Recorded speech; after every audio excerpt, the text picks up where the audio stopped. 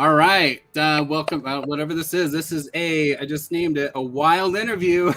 And I'm back again with my friend Steve Jubber from GI Joburg. How you doing, Steve? Great, Tim. I've moved halfway across the country, but we are still good to go. The country being Australia. Yes, that one. that big old continent / country.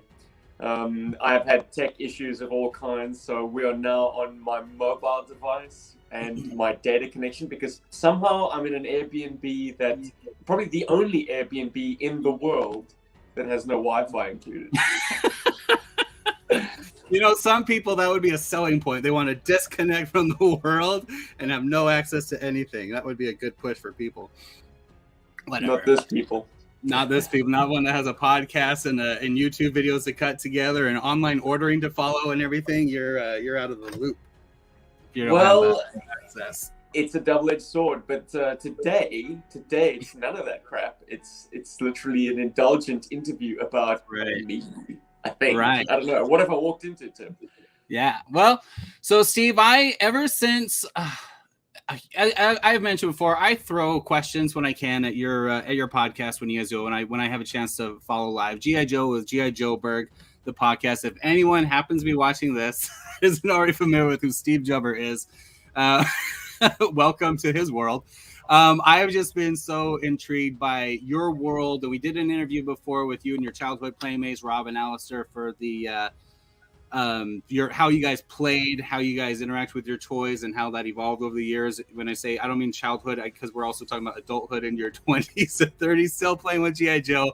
And I've always been fascinated with your link to the imagination and the wonder that is in GI Joe. I think a lot of people lose track of that, lose sight of that when they turn into collectors instead of kids in a store who are just so excited about the franchise. And now we're in a world with scalpers, and it's a cutthroat world to even enjoy GI Joe. And it's a tragic thing. And it's also a world where GI Joe, where any toys are not they're not any good, and they're not in the stores. It's not a thing for kids anymore. It sucks. Mm-hmm. But you had your video, this one right here. We're not going to watch it. This guy, this might be the first time I saw you online in person. I mean, not in person, but as a personage instead of a voiceover or I saw your Atlantis as the voiceover, and I even listened to your commentary track on that before I saw this video, and I was like, hey, there's that guy. And so when you walked us through in this video through your collection, anyone that hasn't seen it, it's on GI Joburg's channel, and this is one of your top viewed videos, as Rob indicated in his last weekend's episode. I think I just saw it was like 45,000 ish. It's a lot of people that were intrigued to look into your childhood room and see where you were potty trained. Jeez, yeah, I do give that kind of detail, don't I? Yeah, you kind of go into it. But I've always, yeah, that's awesome. But you hooked it into the topic at the time. But my fascination with you and just your collection, how you talk about scale, you talk about paint jobs, you talk about years and the collections and the eras, and then you get I don't know, your fascination with the detail, contrasted with the conversation we had talking about how you guys played as kids, was very different. So I've always been curious about your mindset and where you are in your there it is. Don't pan down.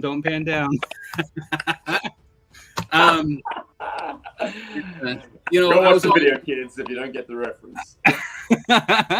Yeah, go watch it. Be the 45,000 and first viewer to watch that. Anyway, I've always been intrigued with kind of where your mindset evolved as a GI Joe collector. What's that clicking? Are you clicking something? Interesting. Is that you? I don't know what that was. Anyway, I've always been fascinated with kind of how your mindset worked. But then as I listen to your podcast, as I have over the years, over the last year, what is that? Let me see if I can. Yeah, let me see if I can go headphones. It might be something to do with the way I'm set up. That's okay. As long as you can hear it, then you can fiddle with it. I don't think there's anything right there. I seem to recall this has happened sometime before. But anyway, really? Is that better? Yeah, no. Everything now. All right. I heard don't get to see your hole. Anyway, okay, long story short, I've just been fascinated with your intrigue with the franchise and how things have evolved for you as a collector, as someone that plays with them and promotes playing with your toys, and then also as how you work with them in your videos. We're not going to get into any of that stuff today, really. I just wanted to kind of go through my fascination with your mindset throughout different stages of when you were collecting, because you go into a lot of this history, and what I love about it is that you have a memory, Steve, that you can connect with your impulses and your mindset as a child. You're able to describe memories as a kid of this happening with your figures. All of that is just like white noise in the back of my head. I don't remember a lot of specifics about my childhood toy you're playing, and I had a lot of history playing with all my toys. But the fact that you can still connect with those memories, and it's not just the memories of incidents that happened, but your memories of how you felt or what your excitement was and disappointments were over the years is fascinating to me. So props to you for having that level of a memory that's not just information and chronology, but it's like you can tap into the inner child of those memories. It's really powerful, man, because that's why I love listening to you guys, because you guys are all tapped in on Joburg with the magic underneath these toys and this franchise. And I'm wearing a shirt, but I don't have a big, my passion is Superman. I could go into all kinds of emotional spills about different parts of Superman, but I cannot connect on the same level of my G.I. Joes as you guys can. That's why I love it, because it kind of connects me with that world and reminds me of what it was like to be a child. So I want to do a little walkthrough of your history with your collection. That's so cool. If that's okay with you. That's why I'm here, Tim. So Let's do it. This has no pointed audience. This is just this is indulging for me to be able to ask my questions. That when I watch your video about your collection, I'm like, wait, I raised my hand all the way through it. So that way, pause, Rob. I want to ask Steve a question, and we're not doing that. There you go. Mr. Wilde, the floor is yours. Wilde's question. So, case in point, right here. You sent me an hour ago a list of the year and your age and what figures you got that year. That is insanity, Steve, and I'm not sharing it because we're going to kind of talk through it a little bit. But how do you remember all this? This is crazy. Like this is like figures. This isn't just like the big things like when you got your flag, because that's what kind of prompted my questions, is I wanted to ask how you played with certain things and when you got certain pieces, because some of it's been shared on G.I. Joburg, some of it hasn't. But how do you remember all this? Well, it's all a little bit circular at this point. I put this list together after the first time we spoke, Tim, or the first time we recorded an interview, because I wanted to try and work out when things entered my collection. This isn't everything, but it's certainly the big moments, and just which figures were getting the maximum amount of playtime when, and what stage in my life I was. Was I a young child? Was I an older child? Wasn't I an early teen, a later teen? Was I a young adult? So that's you set a fire under my butt, dude. Like I was like, okay, let's see what I can remember. And so I was slotting things in, just trying to figure out when did I get him? When did I get that? That's cool. It's a great exercise. I recommend it to anyone. Even if you can only remember fragments, like you'd be surprised how you can spin out from that. Like if you know for certainty that you got the Havoc for Christmas of 1987, what else did you get? Did you get a bike? You know, who were your friends at the time? What year of school were you at? That sort of thing. And you can, like, when you start remembering, like, I can remember big pieces, like when I got the 4 Carry-On from Marshall Bravestar, things like that. And I'd be like, well, how did I play with that? And I don't think about it like that, but if I sit there and think about it, I played with this He-Man figure, or that's the year I got Sergeant Slaughter and the Triple T. See, Tim, you can do it, dude. You can start piecing that together. That makes sense. This isn't a superpower that I have. Everyone can. If you just, apply your mind, think about it hard enough. Or maybe it's a super interest. And that's the thing. Like, there are people like you that really can connect with this stuff because you have this passion that a lot of people just, like, they're so busy with their day-to-day lives and everything. I think this kind of stuff is important. It keeps us young. I'm not saying because of G.I. Joe, but I I generally get people think I'm a lot younger than I am because I don't wear my age because why? Because my life is full of fun and whimsy, and why if I'm going to sit there and still play with toys as an adult, like, it keeps you young, it keeps you vibrant, it keeps you excited. And you, Steve, that is contagious. And I think that's why a lot of people love your podcast, because the three of you just jump in and just love passionately. You guys are in there just ripping apart. Side note, though, what do people our age, what are we supposed to be wearing, Tim? A button-down shirt, maybe a tie. No, man. Like, I think fashion has moved on, hasn't it? It's like now sure. There isn't an age where you stop wearing T-shirts that are branded. Yeah. It's like we all work from home anyways, right? And I'm not a graphic tee guy. I put this on I had to go dig it out of my closet to find it for this. I don't walk around wearing graphic tees. I'll say that. I mean, that's what I don't dress like people my age, but I definitely don't dress like a kid. I don't know. Just because there's so many people that do. Like, black graphic tees are really cool, and I started collecting them in my early 20s. So I realized that everyone was also collecting them, and they became common. I'm like, nah. So I like my individuality as well. But who cares? We're not here to talk about that. Steve, you're so awesome. I love here's what I love. I love that you have this great collection, and we're going to talk about how it was built. But I love that you're at a point, as you've indicated on your podcast, that you're not sitting there desperate to be a completionist. You have the things that you like that you're going to use for your channel, or you're going to like that you want to do reviews, even some things that you don't really like that much, that you want to do reviews on, that you want to really attack, or that doesn't exist in a way that you think is adequate online to review certain things. But you have what you want to play with. And I love, as much as people love your channel, you have said that you would throw it all away and hang up your headphones just if you had the opportunity just to play with your toys with your friends. I love that. That really speaks to like who you are in connection with this franchise. I think that's really cool. And maybe that was just a momentary thing that you felt at the time, because I know you have a great passion for the podcast and talking about the news and topics and things that come up. Well, Tim, let me turn it around, man. If you could go back, wouldn't you? Yeah. Oh, of course. Absolutely. Yeah, in a heartbeat. I mean, it's almost unnecessary to say it out loud. This is something that we all innately feel, and our collecting and our toy playing, and by extension, this podcast and the YouTube channel, it's how we play now. Yeah. But they're all mediocre substitutes for like the real thing. Yeah. The trouble is, I don't know if I could. Could I actually go back to that simpler time? I guess because I have a son who's now a toddler, once he's enjoying his imagination and hopefully acting out these scenarios and role plays just like I did, maybe that will allow me to suspend my disbelief again and go into that creativity. Once he's out of the age of swallowing parts being a danger, swallowing little weapons and microphones, yeah. He only gets the bottom shelf for now. None of the good stuff. That's awesome. I'm curious to see if I can enter that kind of.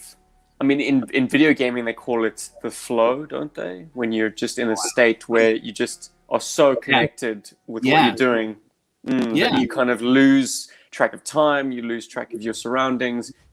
You're invested.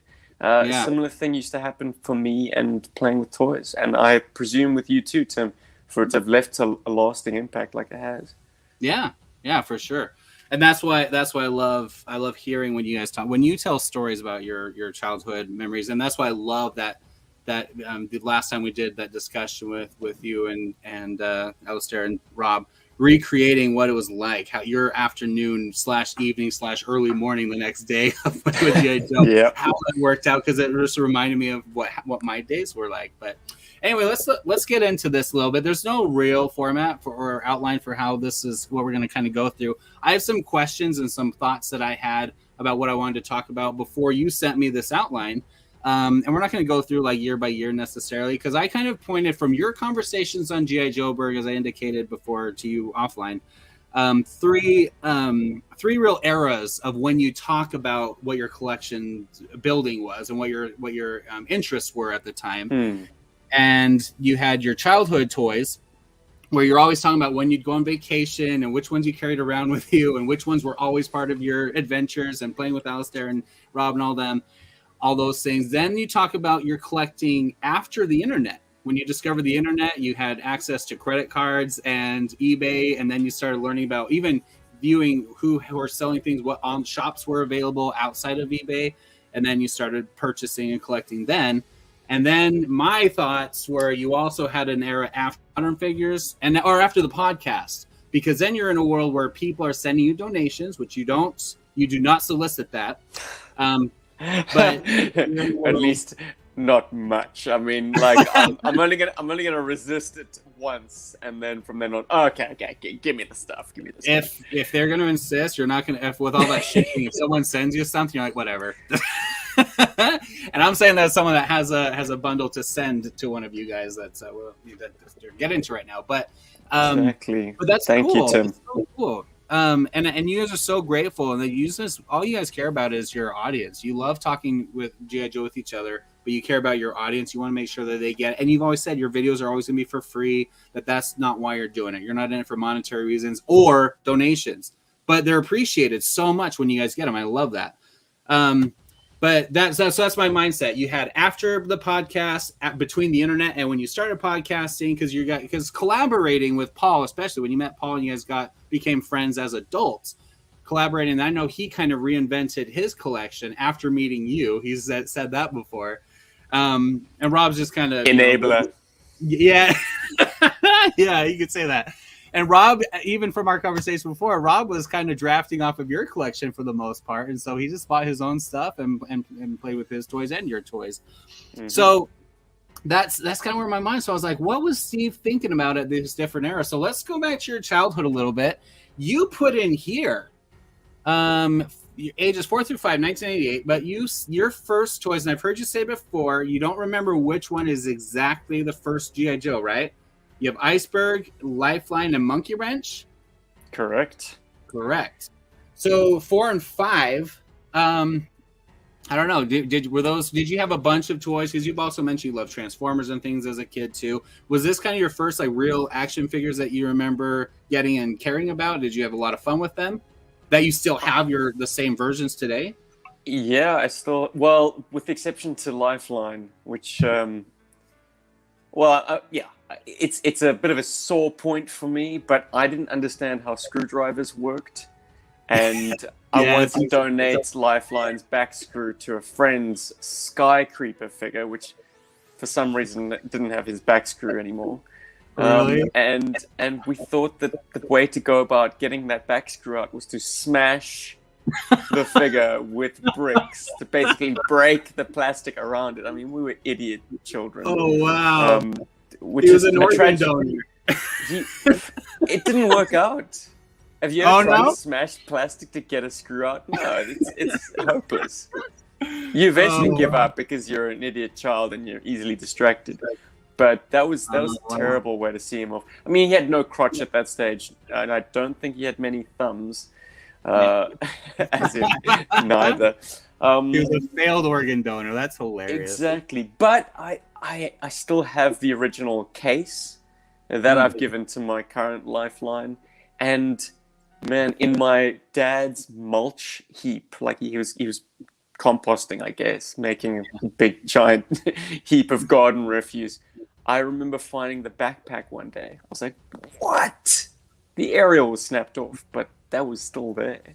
Amazing finding old accessories in the garden, because everything kind of gets buried ever so slightly, like as the objects recede and the soil level rises. I don't know, it becomes like sedimentary rock. You know? Like archaeological dig.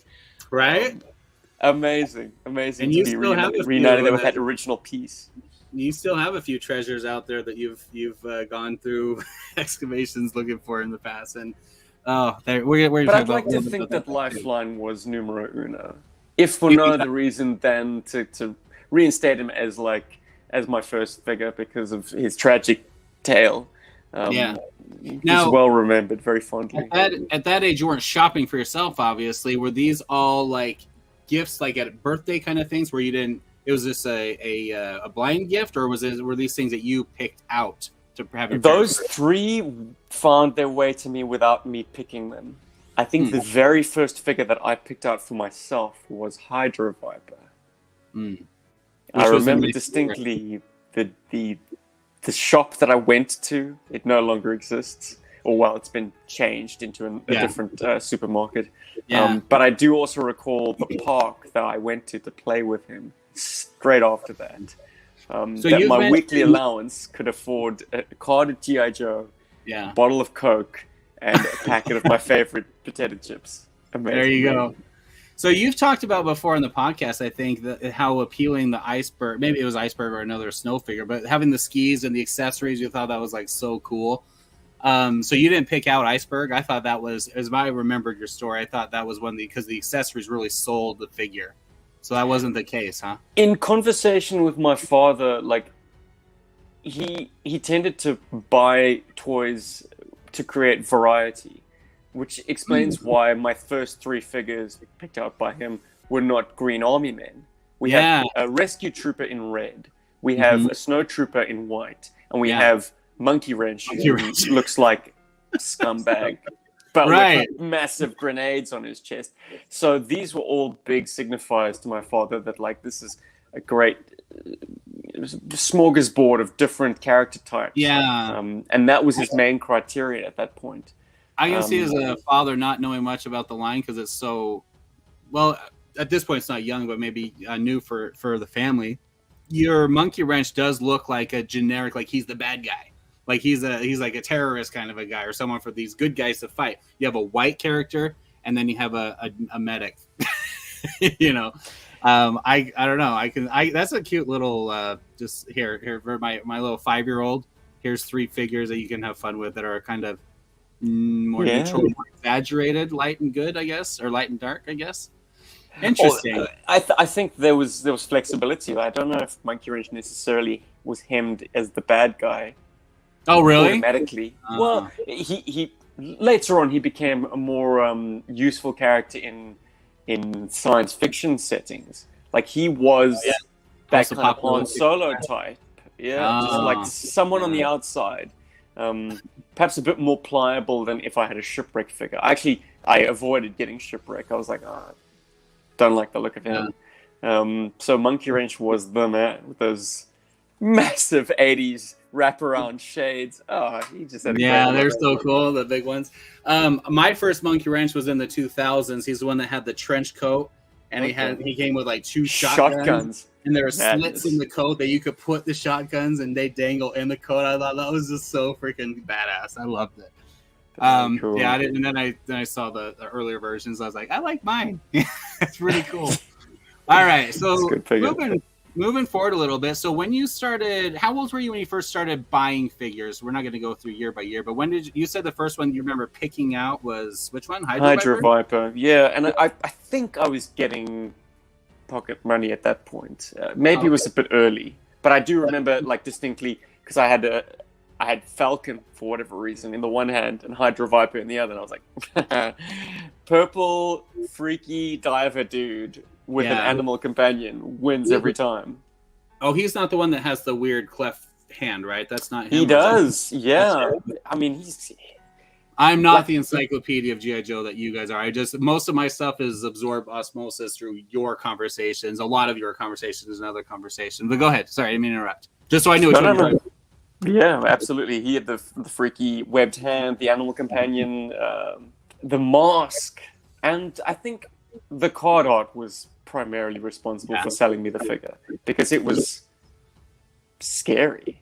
Yeah. He looked like a creature from the Black Lagoon. Yeah, good sci-fi character. You gave him a lot of love. I think it was in your top 10 figures video, whatever it was. I think so. And he also enjoyed life beyond G.I. Joe as a kind of a named character in a science fiction style adventure. He was a mutant. He was he had kind of vampiric tendencies. I don't know. He'd need to feast on his victims' like life force that explained that kind of.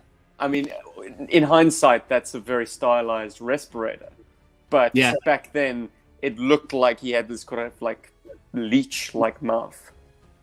Yeah, that's pretty cool. So that brings up the next question. So you're talking about these characters outside of G.I. Joe adventures, this G.I. Joe formula, Cobra versus G.I. Joe, military operations, all that kind of stuff. Talking about sci-fi and things like that. Monkey Wrench being played that way. At what point, right now we're in 1990, there's a lot of G.I. Joes that are in the world at this point. All the big hits that everyone knows about G.I. Joe have already been released. I don't know about South Africa, when you guys started getting some of the bigger ones, or the mainstream G.I. Joes. But when did you, in this line in your life, you're 5 and 6 now in 1990, when did you pick up your first comic book? Because I remember you talk a lot about the file cards when you appreciate who these characters really are. And when you would play them, it was off of the file card information. When did you pick up the first comic book? Because I know you discovered the cartoon later. I think my big brother, who was aware that G.I. Joe was becoming a bigger part of my life, he went to Cape Town's first comic book store and picked up an issue of G.I. Joe, which was current to that time. And it was 1993. Okay. As late as that. It was the penultimate year of the G.I. Joe toy line and comic book. But that was when I got my first comic. Wow. Yeah. And I read it till it fell apart. I still have it. I have the cover signed by Larry Hama. It was the first time I think anyone had gotten him to sign a completely tattered copy of issue 130. But that was your first issue. It had significance to me. Yeah, I was like, "This is where it all started, Larry. Please sign this crappy copy." That was so cool. That was that. Yeah, he's like, "We could find you a better one, probably here at the convention." Like, no. This is the one I want. This is the one. This is that at Joe Con? It was the final in 2018. Yeah, that's awesome. So that was 93. You said? Yes, the issue I think came out in 1992, but I mean, we didn't really have much in the way of like ordering systems for comic books. Comics in South Africa weren't current, up to date. They were whatever you could happen to find. So yes, that was. I remember he gave it to me after a rugby match. Actually, I was a terrible sportsman, so I got absolutely trounced that day. So to cheer me up. He had a comic book waiting for me on the back seat. You had to live out your athleticism and adventure with these figures that you couldn't do yourself, which is ridiculous because you're a very in shape person, as we all know. Maybe pre-COVID. Have you spent any time with me, Tim? Sport athleticism aren't necessarily the same. So when you're playing with these characters, at this young age, so are you just making up we talked about this a little bit on our previous discussion, but you're making up personalities and everything just off of your own imagination, or did you have anything you were going off of besides the file art or the file cards?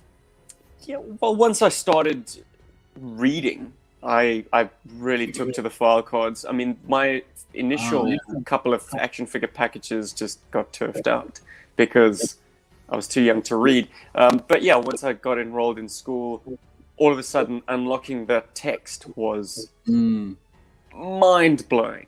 Yeah. I mean, the kind of detail and really brain-expanding information that was put into those file cards made you want to learn more, made you perhaps punch a little bit outside your own weight because not all of that information is age appropriate. And I don't mean that in terms of it being explicit. I just mean that in terms of like words that no child would ever use or understand the meaning of, or even be able to pronounce adequately. Like if I was quoting the file card back to my father to say, what does this word mean?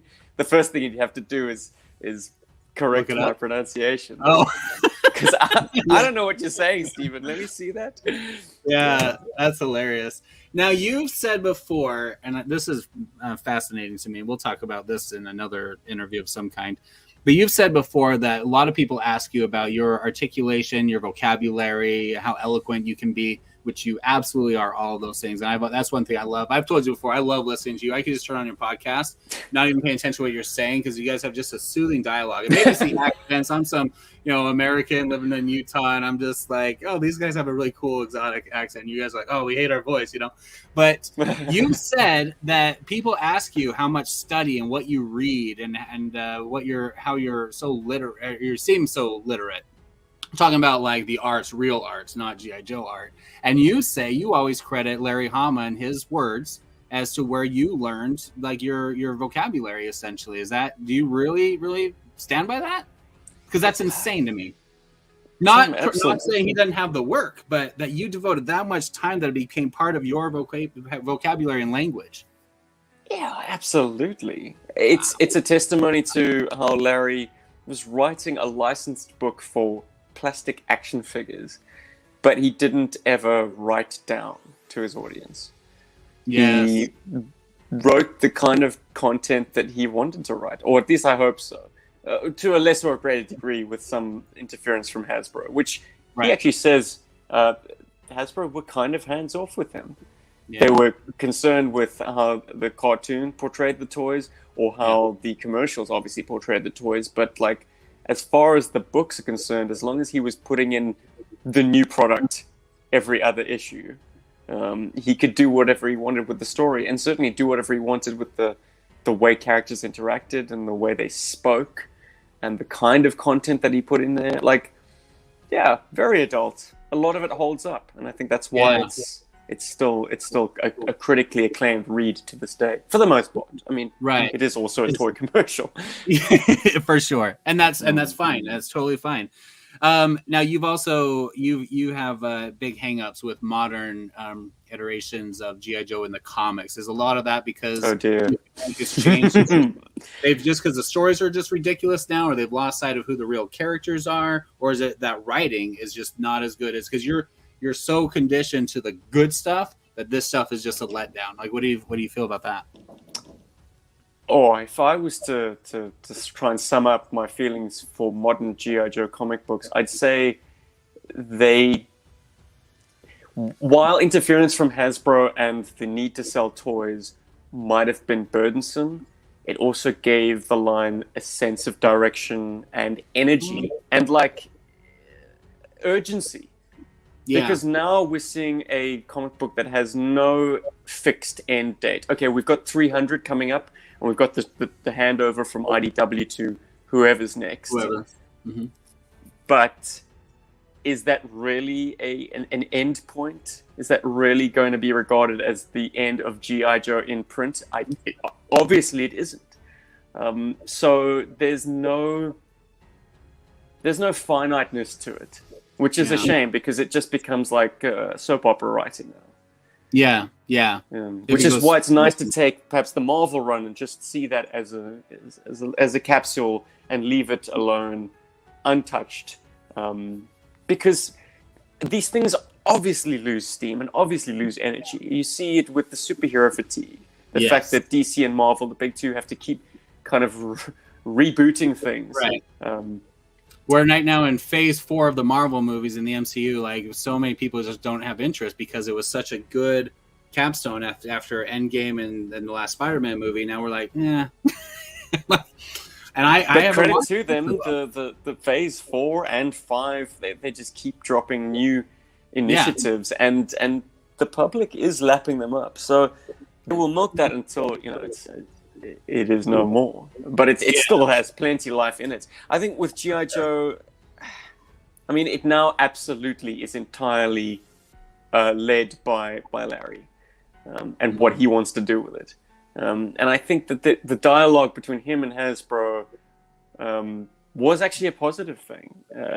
And the fact that it was pushing a toy line also assisted in giving direction, because all of a sudden it became a challenge for this man to make a guy in a bird costume work, or make this bizarre, completely, a toy that like the Pogo, which is just designed as an interesting toy concept to sell unique vehicles. He had to It wasn't just spin a another story that grounded it somehow in a reality that you could actually see this thing going into combat. Yeah. On Mars, right? Yeah, exactly. They never did that, which would have been a shame. I mean, it's such a shame. That thing is space era never found fruition. Yeah, for sure. Well, let's get back to. I'm sorry, I derailed us, but let's get back to collecting here. So 93, you pick up your first comic, which was at the end of the run. When did you pick? Were you studying these file cards at that young age up until here? Because here you are 5, 6, 7, 8. When did you start really reading the file cards? Yeah, I'd say when I learned to read, which is probably at age 7, and from then onwards, I was clipping and saving them, and I would read a whole stack, and just keep reading them. Like they're some of the most pored over words that I have. Action figure file cards, which is another topic, I guess. I mean, if we may sidetrack ourselves again. No, for sure. I wanted to ask about that. Well, that's the biggest shame with action figure packaging, or G.I. Joe packaging at least to date, is that they've lost the file cards, supposedly because Hasbro has a mandate against excluding other languages. But by the same token, the O-Ring collection, which has space for file cards, and the retro vintage, big guys that also have the file cards, the multilinguals, they are geared towards collectors. They're not mainline toys. And I shudder to think that there are any brick and mortar stores in Europe or in wherever these multilingual nations are supposedly residing that carry this stock. Yeah. So there's a disconnect between what is mandated by the higher ups at Hasbro and the actual nature of the product and who it's marketed to. Because I can assure you that the collecting world want the file card in its original language, because that's part of the package. That's part of the allure of G.I. Joe. It is. It's English. I mean, you didn't feel alienated from that. With the patriotism and everything of these figures that were, I know there's Action Force and everything, but did you feel at all like excluded or anything, or disconnected with all the Americanism that was thrown in these lines? I think an important component of it has to do with Hollywood. The United States was and still is making, the biggest budget blockbuster films with the biggest stars and the biggest explosions, and G.I. Joe just felt like an extension of that world. So, no, as an international, I didn't have any problem with the flag waving and the Americanness of it, because if I wanted to play an Elseworld scenario and recast everyone, that avenue was always available to me. But, Predator, Terminator 2, the list goes on, Rambo, all these larger-than-life action stars, it was all, American military stuff, which... With foreign accents on those examples. you want to play it. You want to play those scenarios. They're exciting. Yeah, that makes sense. All right, so you're reading the file cards. When did you start keeping them? Was that around then when you started, like 90, 91, when you started learning to read around that time, or? Absolutely, yeah. Okay.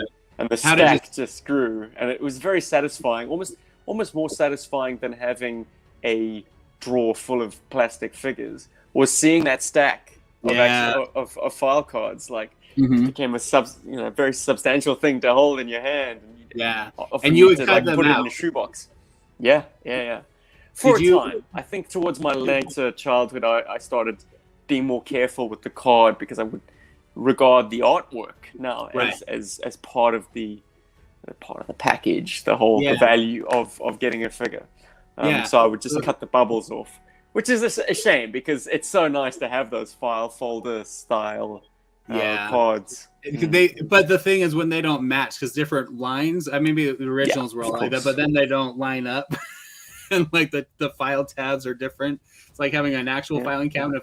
If the files were all like different styles, that drives me nuts. But that's frustrating. But when you're keeping the full card back, and that's the same thing too. If the card back isn't even a consistent size, and they have different edges and everything, that's frustrating.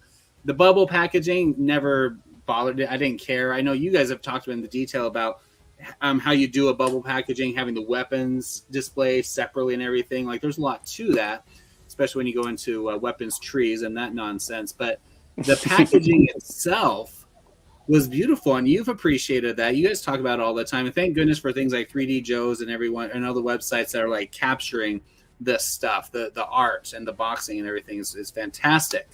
When did you start keeping like your vehicle boxes, or did you throw away those boxes? That's obviously not in your bedroom where you have like a stack of cardboard boxes. Well, the video didn't show underneath the bed where those boxes reside. Tim, I absolutely did keep all of my vehicle boxes. I think, by the time I got my first vehicle, I was keeping the file cards and the card backs and everything. Like even the excess, when you cut off the file card, I would keep the top half of the card, obviously, because I don't know, somehow in my kid brain I thought, I can reunite them and have the complete artwork from time to time. But yeah, absolutely, the vehicles were a big deal, and keeping those boxes was essential. Yeah. Because the artwork was so great, so action-packed, and just made you want to play with this thing.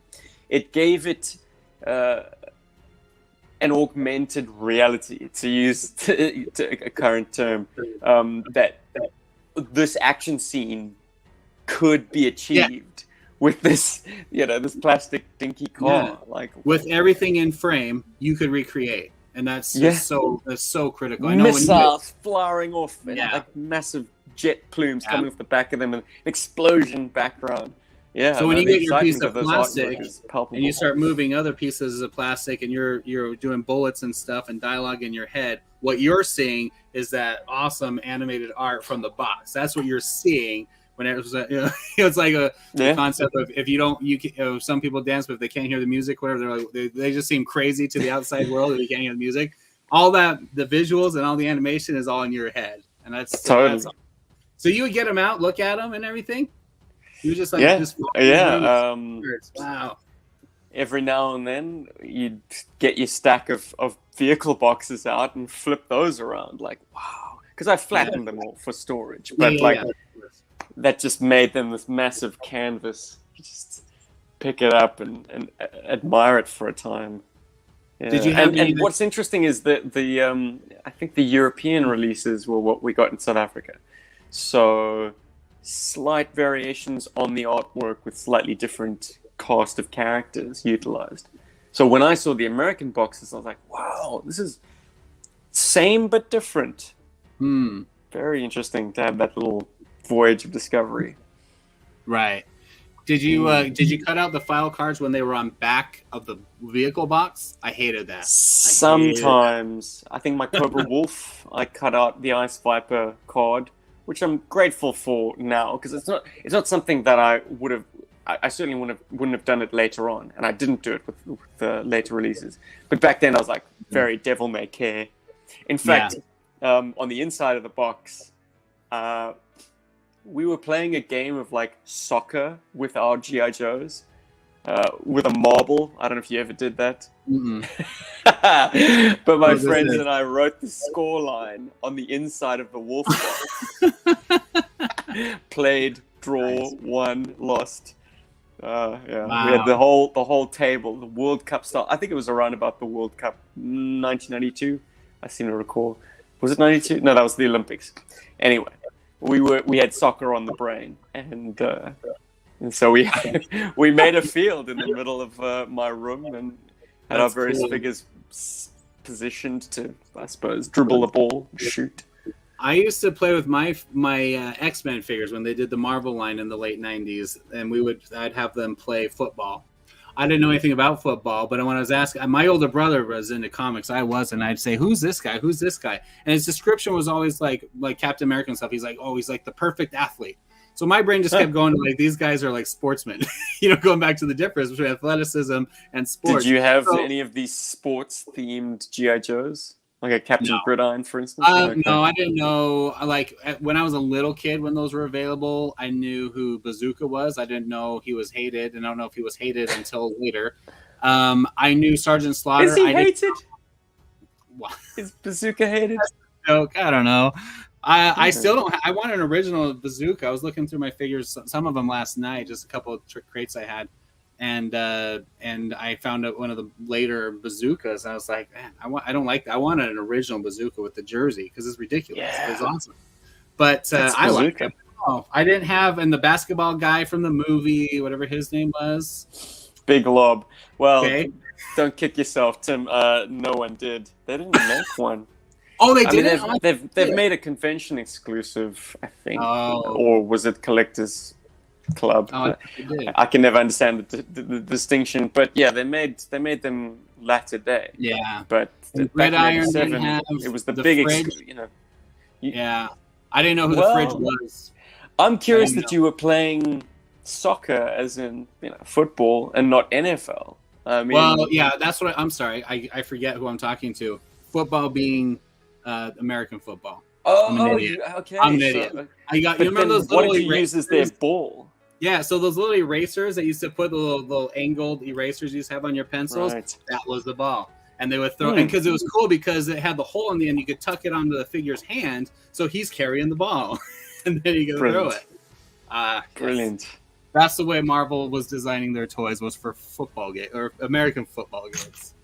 Anyway, okay, so you're keeping the cards. You like the art. You start stashing all that stuff. Did your mom think? Did your parents interfere? Like, this is garbage. You should be throwing this away, or they just let you do your thing? I'm eternally grateful for how much allowance Support. my parents gave for their son's eccentricities. I mean, yeah, they didn't put any kind of pressure on me to get rid of stuff. I think I sometimes put pressure on myself to donate toys that I no longer played with. But boy, oh boy, am I kicking myself that I gave stuff away now. Because stuff that seems like useless tat at the time, through the nostalgia-tinted glasses, you're like, oh man, I had that. I wish I still did have that.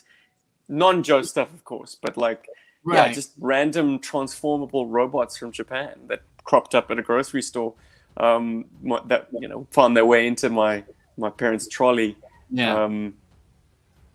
Gave those things to people, other kids. So that was another thing I wanted to ask you. Yeah, and you're so generous because a lot of them really appreciate it, maybe more than your collection.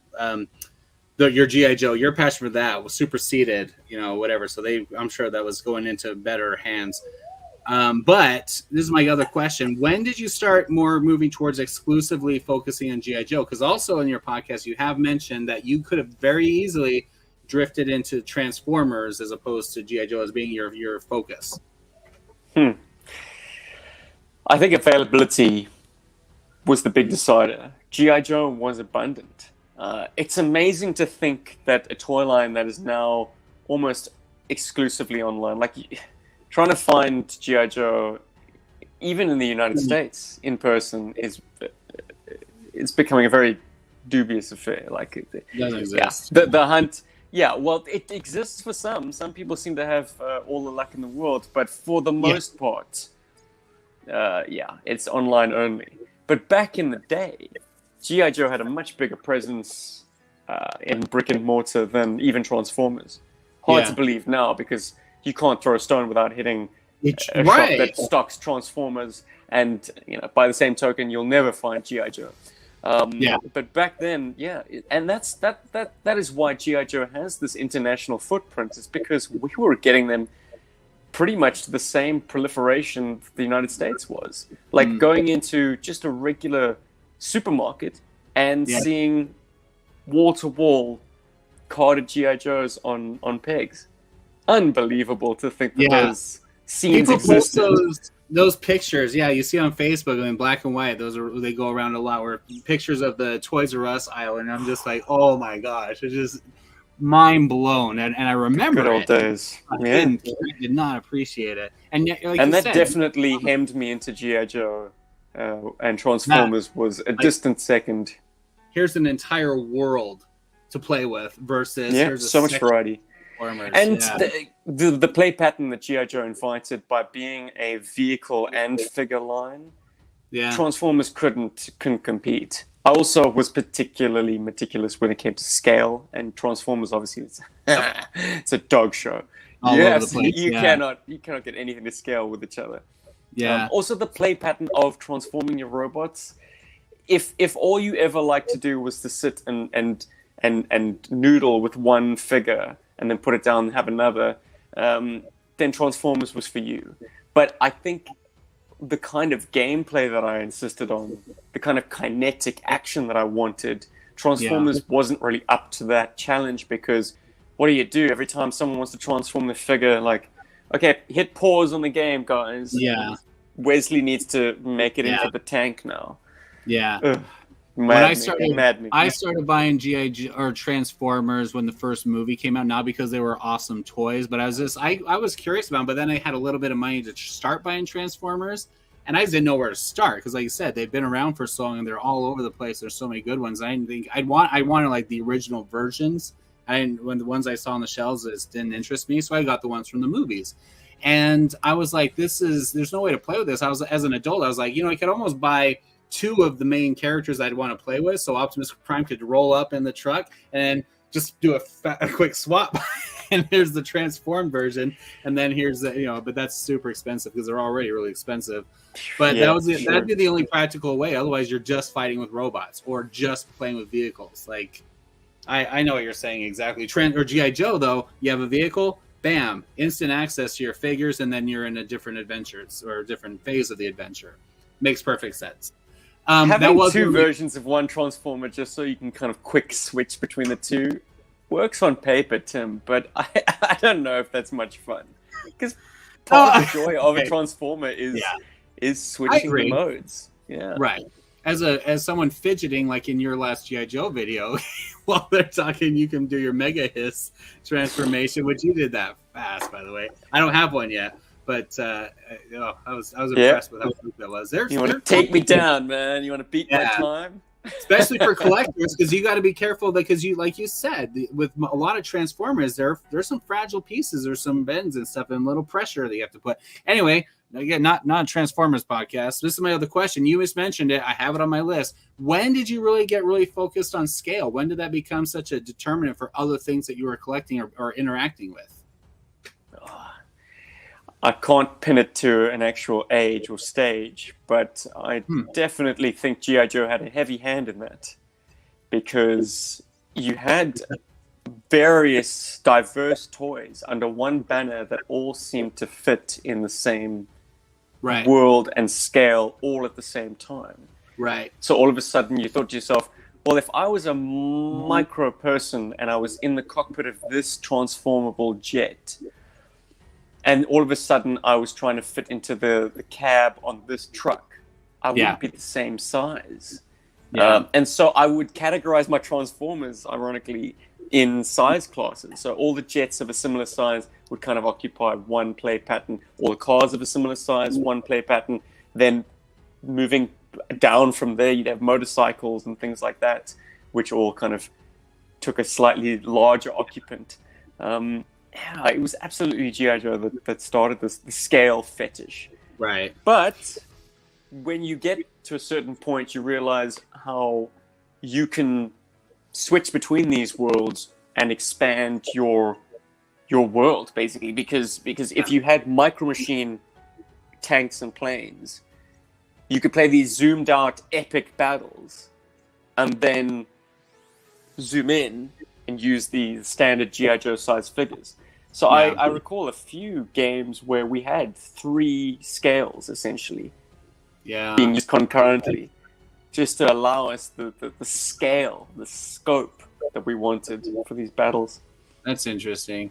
That's kind of like, I remember the Micro Machines had, or if it was Micro Machines, when the Power of the Force Star Wars figures line was happening, like in the days, you'd have like your little capital ships next to your starfighters, next to the transport ships like the Falcon and stuff, and like they were not yet have a I would categorize those as well. Right. So I had the Mon Calamari and the Star Destroyer, and they would have like fleet battles, and then I'd kind of go one layer down and have you like zoom into X-Wing and TIE Fighter. Okay. Yeah, absolutely. Absolutely. So you started. So were you as a kid pre-internet? Did you care about like scale and stuff, or as you were playing as a kid, did it bother you at all, or you were just because I know right now you're very OCD about the scale. It didn't matter as a kid. You're just playing with toys. And I think as an adult, display becomes an issue. Like I wouldn't mix things that are on contrasting scales. Which is why Transformers versus G.I. Joe, or I hope they continue this line, because it's off to a decent enough start. The Mega Hiss is a good toy, in spite of it having detractors. I think the choice they made are good choices. Like it's very toyetic in some respects. So hopefully the Ore Striker with Stalker, Bumble Striker, if you want to call it. Hopefully that is another step in the right direction. And I'd love for this to have legs, but nothing's been announced, and it's so typical for this to be like a 2 and done. They did a Joe and a Cobra, an Autobot, and just a novelty. A good guy and a bad guy on the shelf, and you know my stance. I've expressed it with you multiple times. I pre-ordered out all of it. I'm excited to get them but they're going to stay in their transformed version. I'm not going to have robots fighting along. I've never felt, and I've read some of the comics, but I've never felt that that G.I. Joe and Transformers really mesh. This doesn't click for me. And a lot of that's because what's the point of getting the toy then, buddy? If you're not going to have it, that's why I asked you guys on your channel. Do you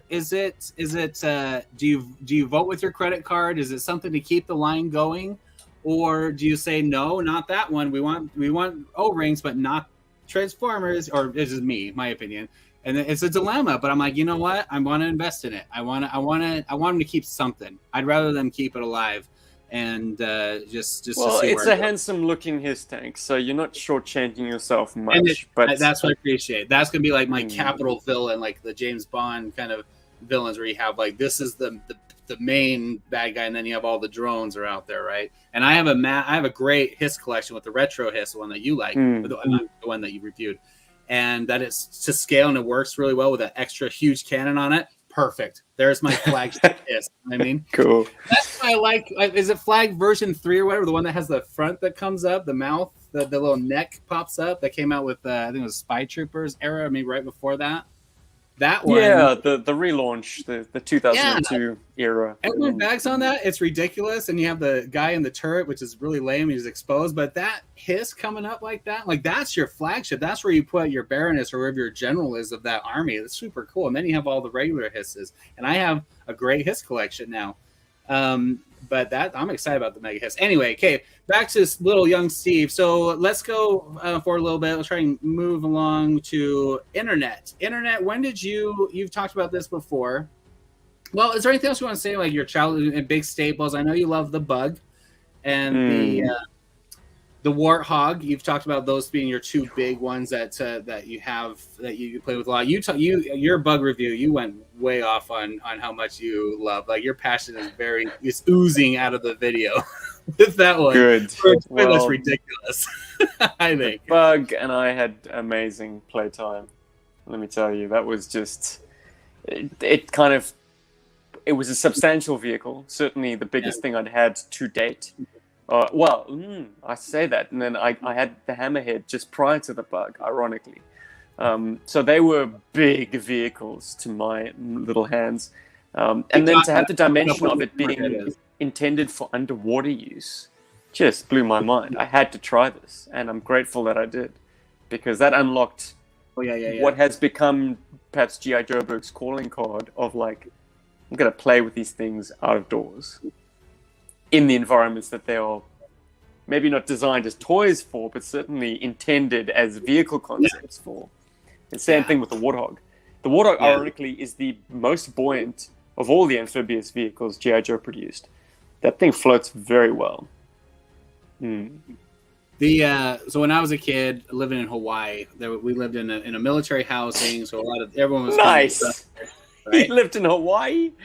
Oh yeah, I was born in Hawaii. Where did you go on vacation then, Tim? That's the thing. Everyone's like, "Oh, you're already there." Yeah, we would go to other islands because it was cheap flights.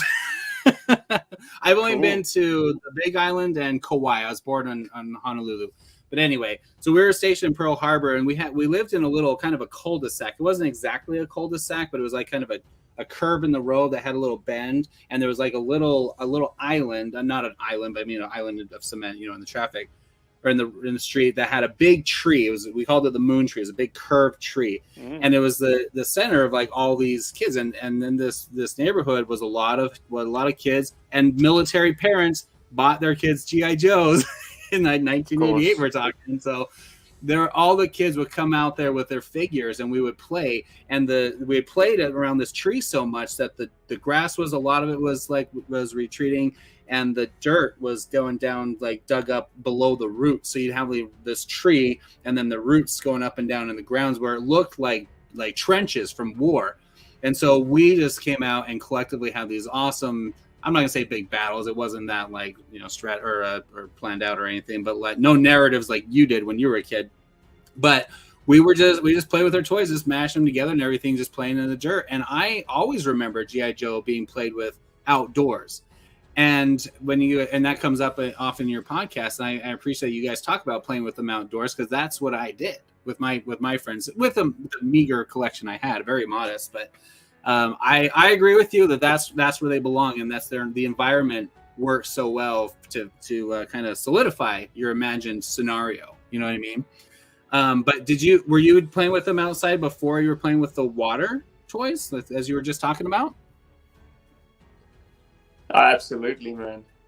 Yeah, outdoor play was essential. I mean, we didn't live in an apartment. We lived in a house with a bit of a garden around it.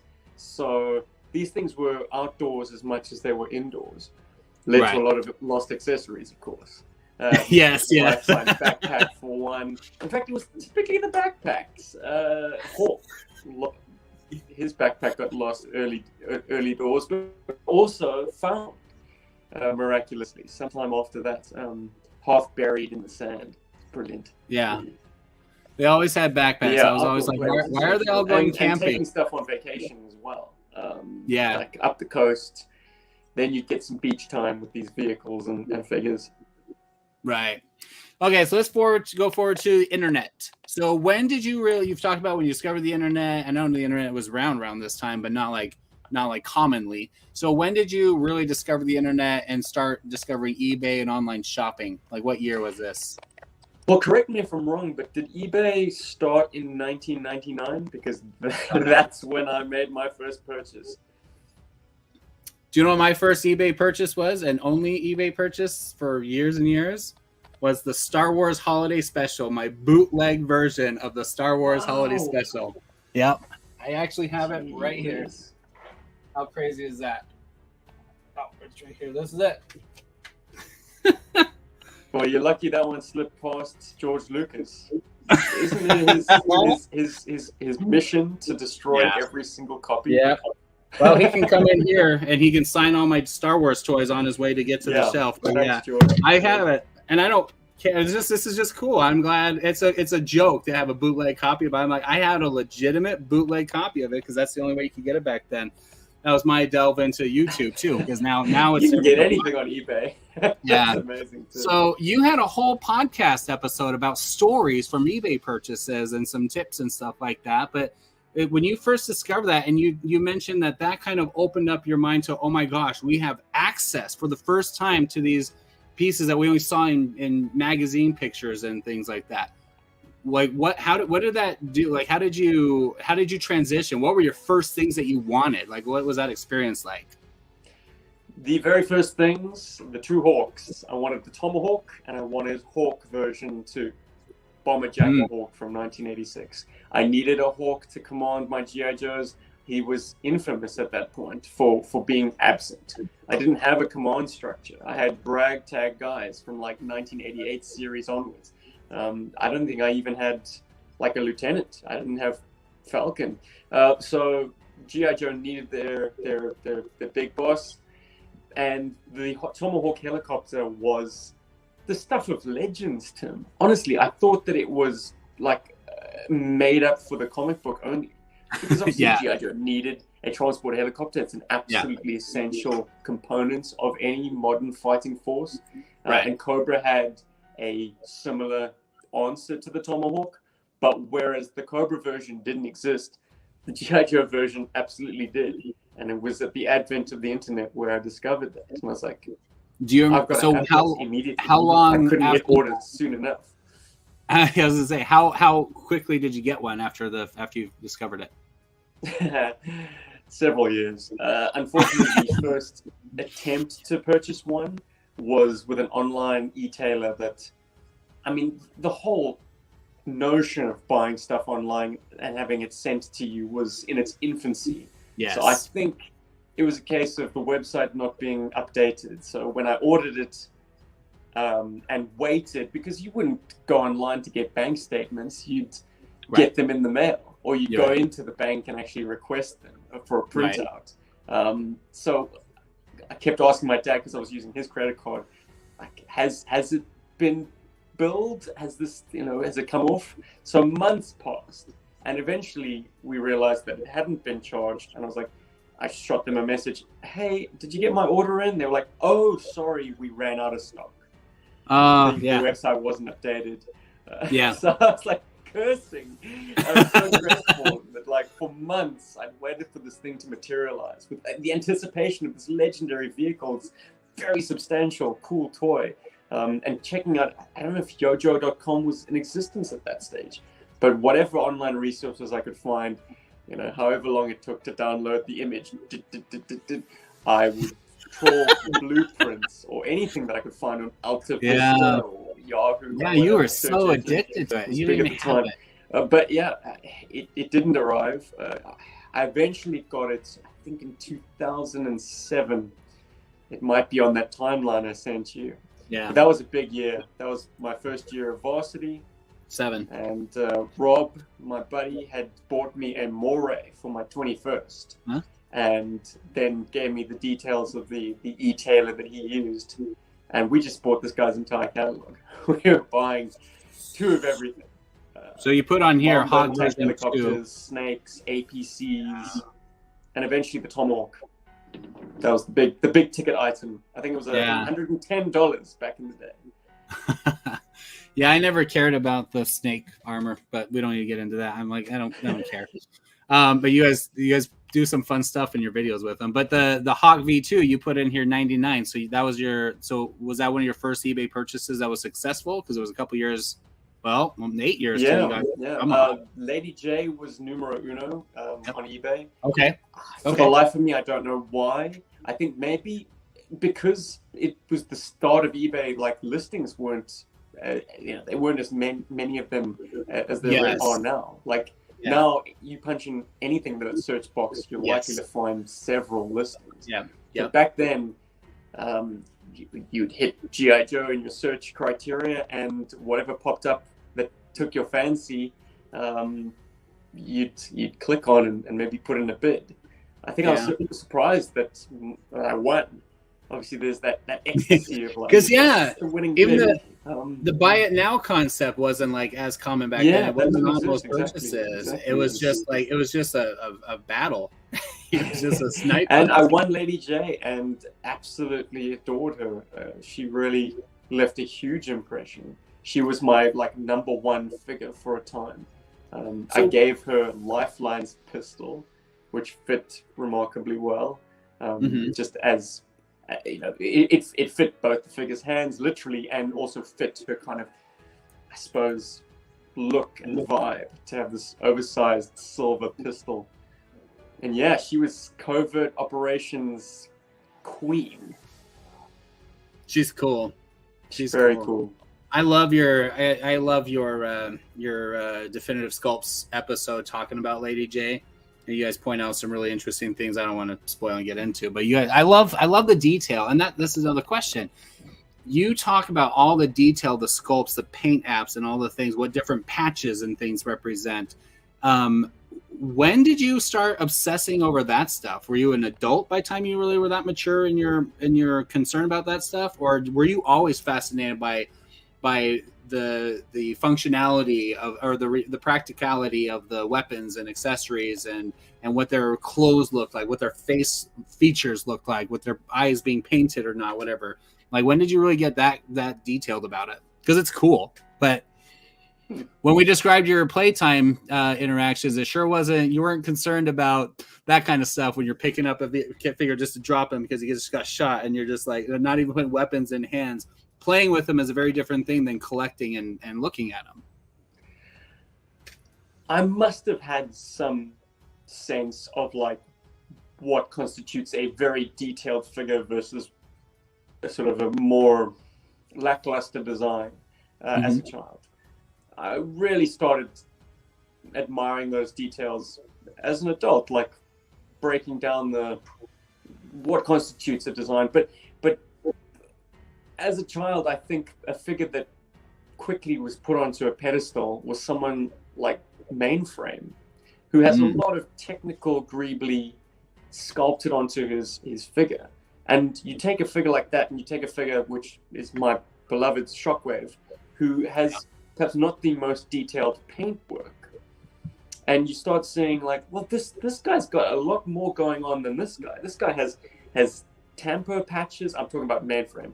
He has a sculpted patch that then has various paint operations done on it.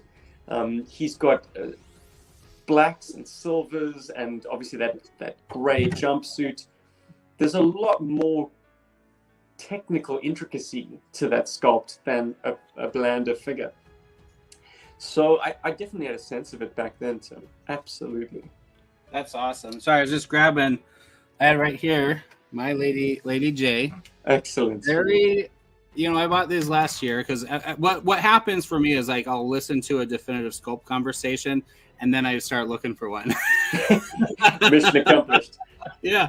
Look, if we can inspire people to discover new action figures that they hadn't considered previously, I think that's one of the greatest compliments we can take.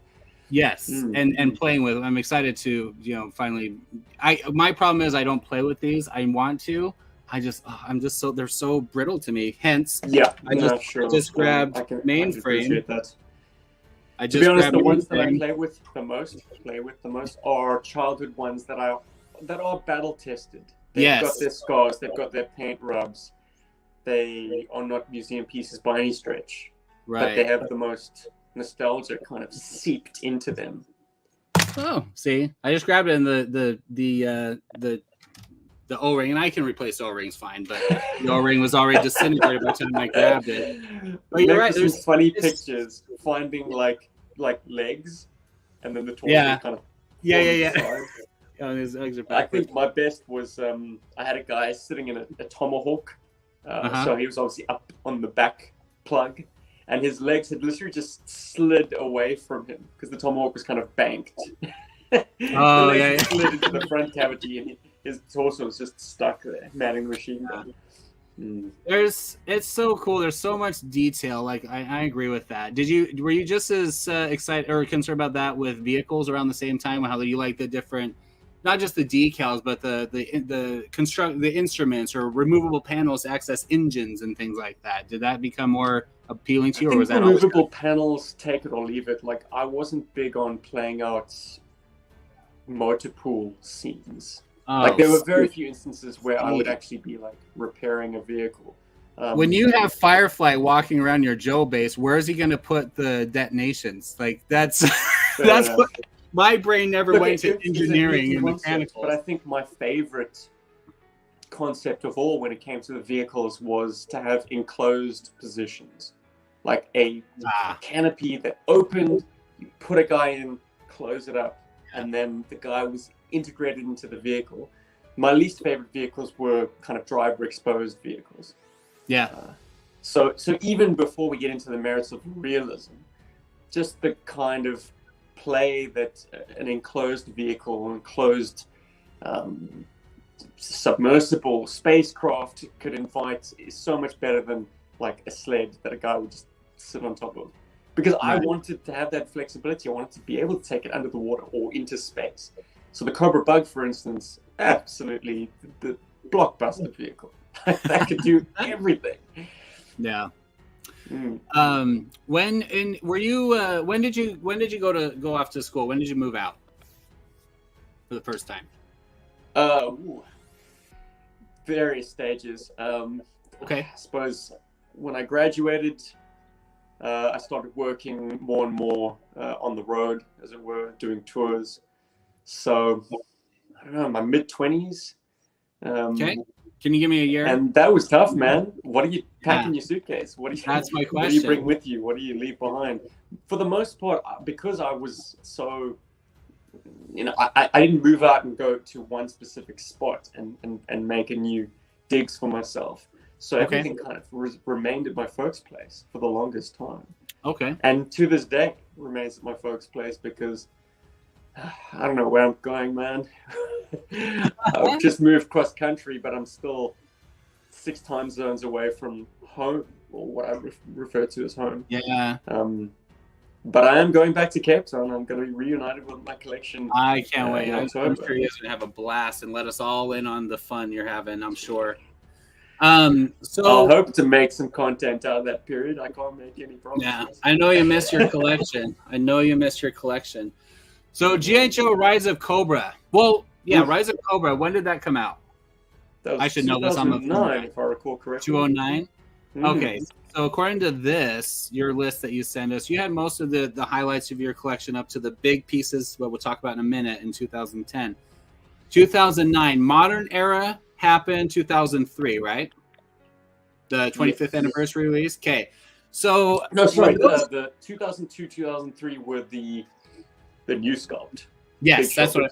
Oh no, yeah. I'm sorry, you're right. Yeah, because that's when I started buying stuff.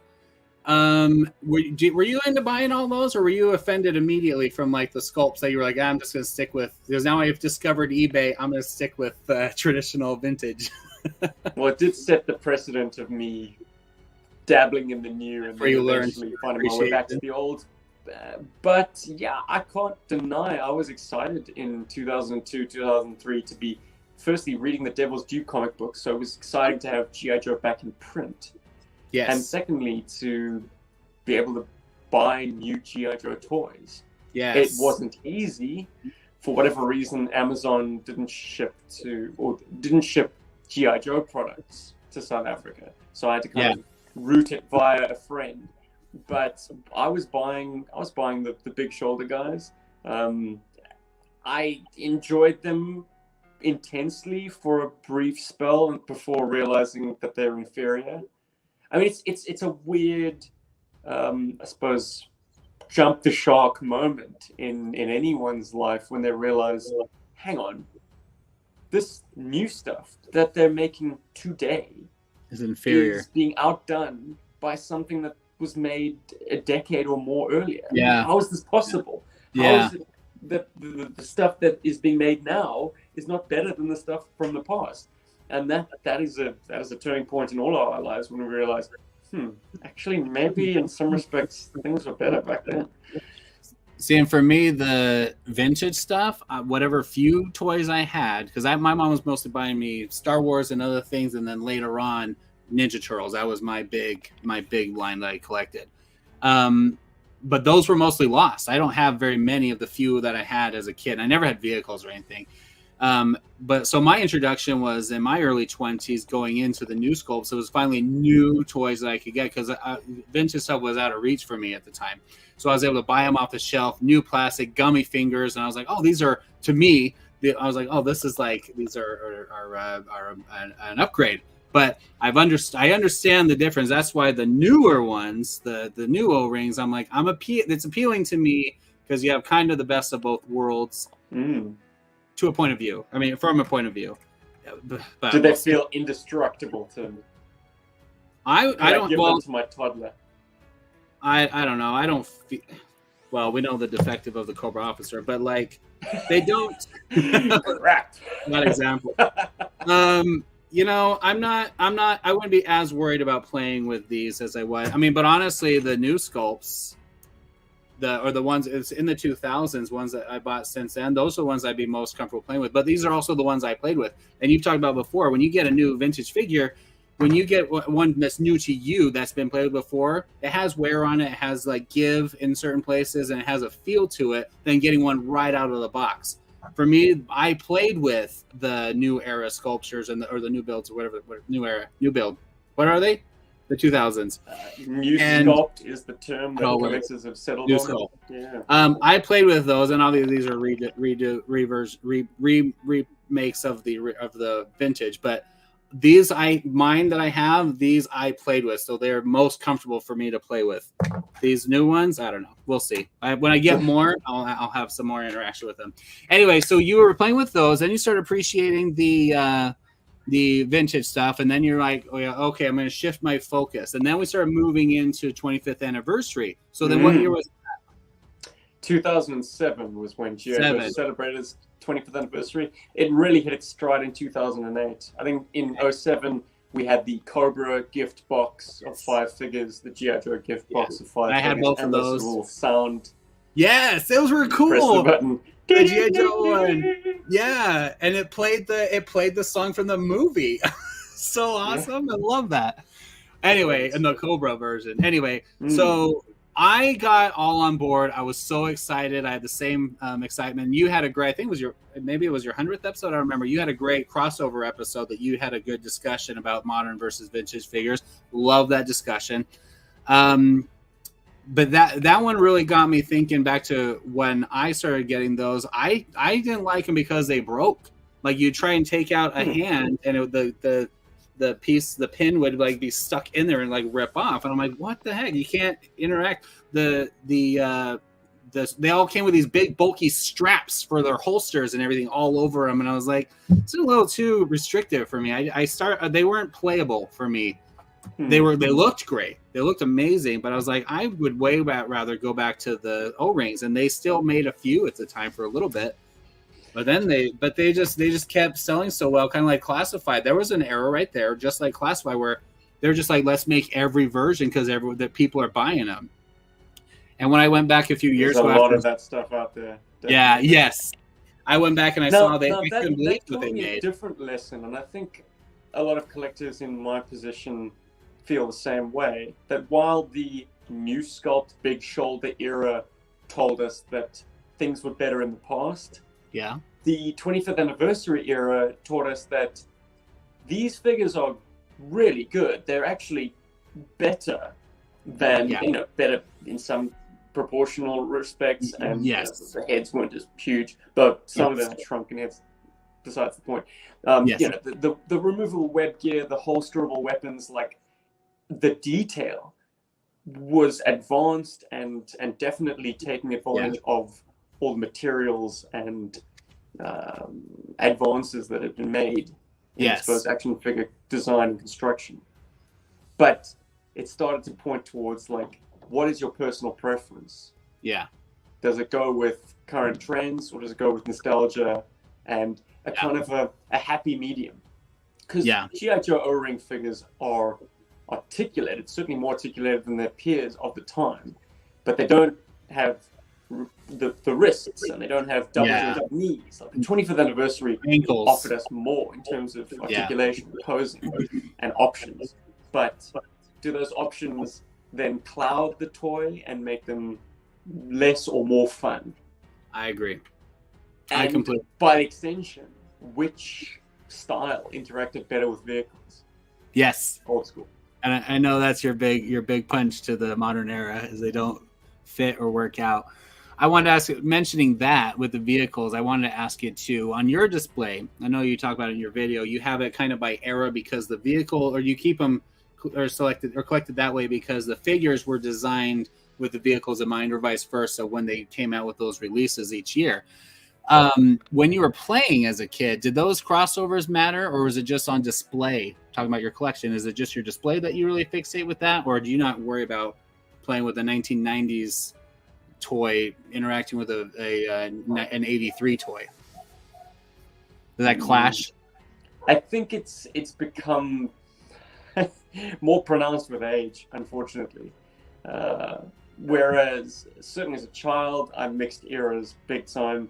And as a young adult, also no problem. Like whichever version of the figure you had to hand, or whichever one was your favorite, made the cut, regardless if it was a later 90s version figure or an early 80s. But now I like things to interact with their wave mates, whatever was available at the same time.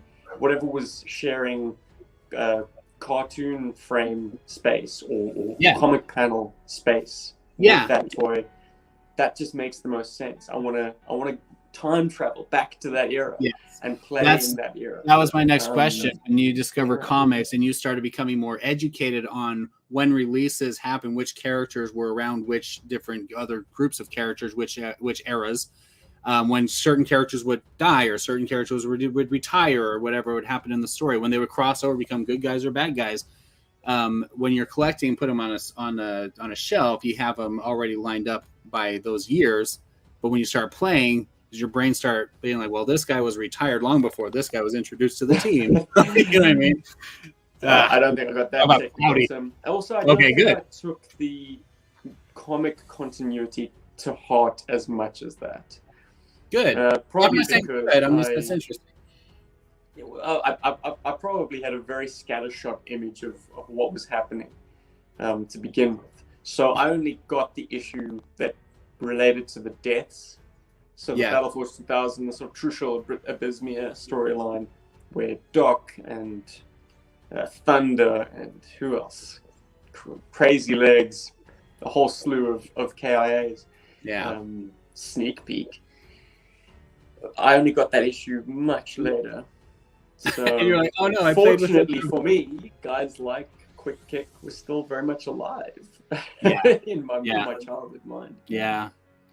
All right, well, let's move to Rise of Cobra.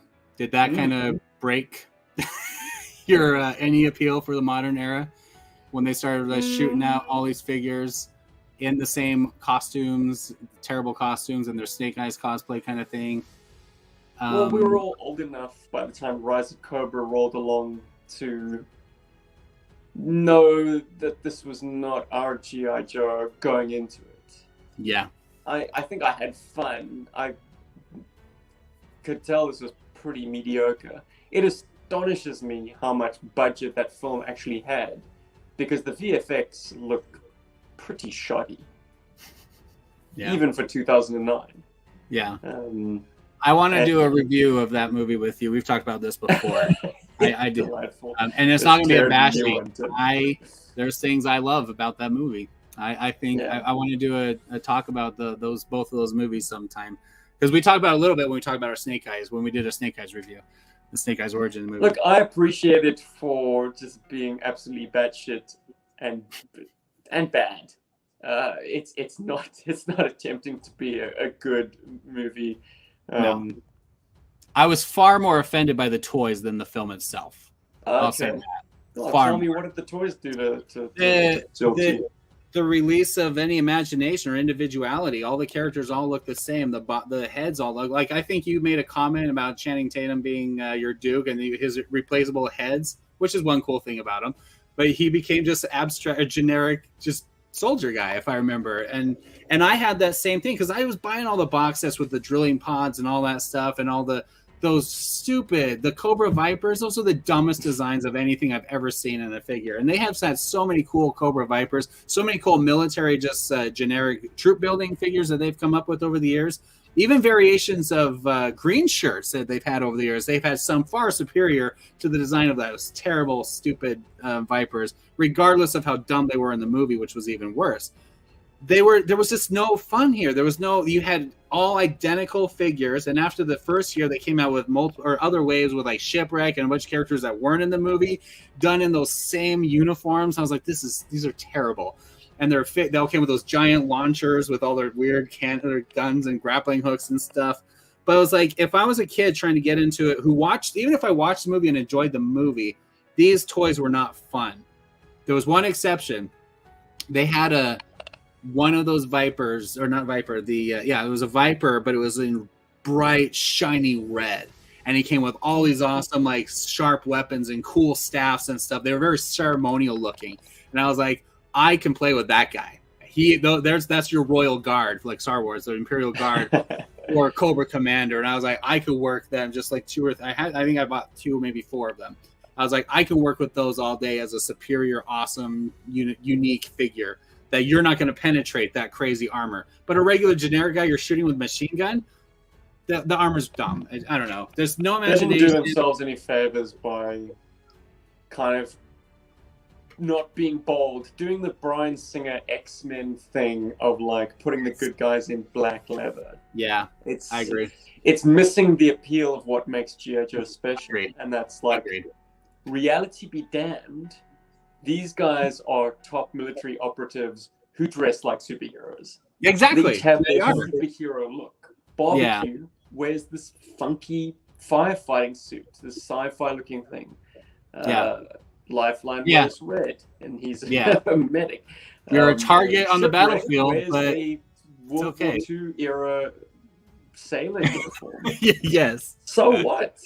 Yeah. I mean, this is that's the fun of it. It's fun. It's colorful. It's signature, and it definitely understands that there's a line to be drawn between fantasy and reality. Like, you need to find that middle ground, that sweet spot. That's where G.I. Joe lives. And the Snake Eyes Origins movie did not find that. Even post the success of Marvel adopting their comic book iterations, they still didn't learn that you can work with these goofy, ridiculous costumes and designs and make them work on screen. They did, but they didn't introduce enough characters to really give that a fair shake. Even though you didn't get Snake Eyes even in his iconic uniform until the post-credit scene or whatever. It's ridiculous.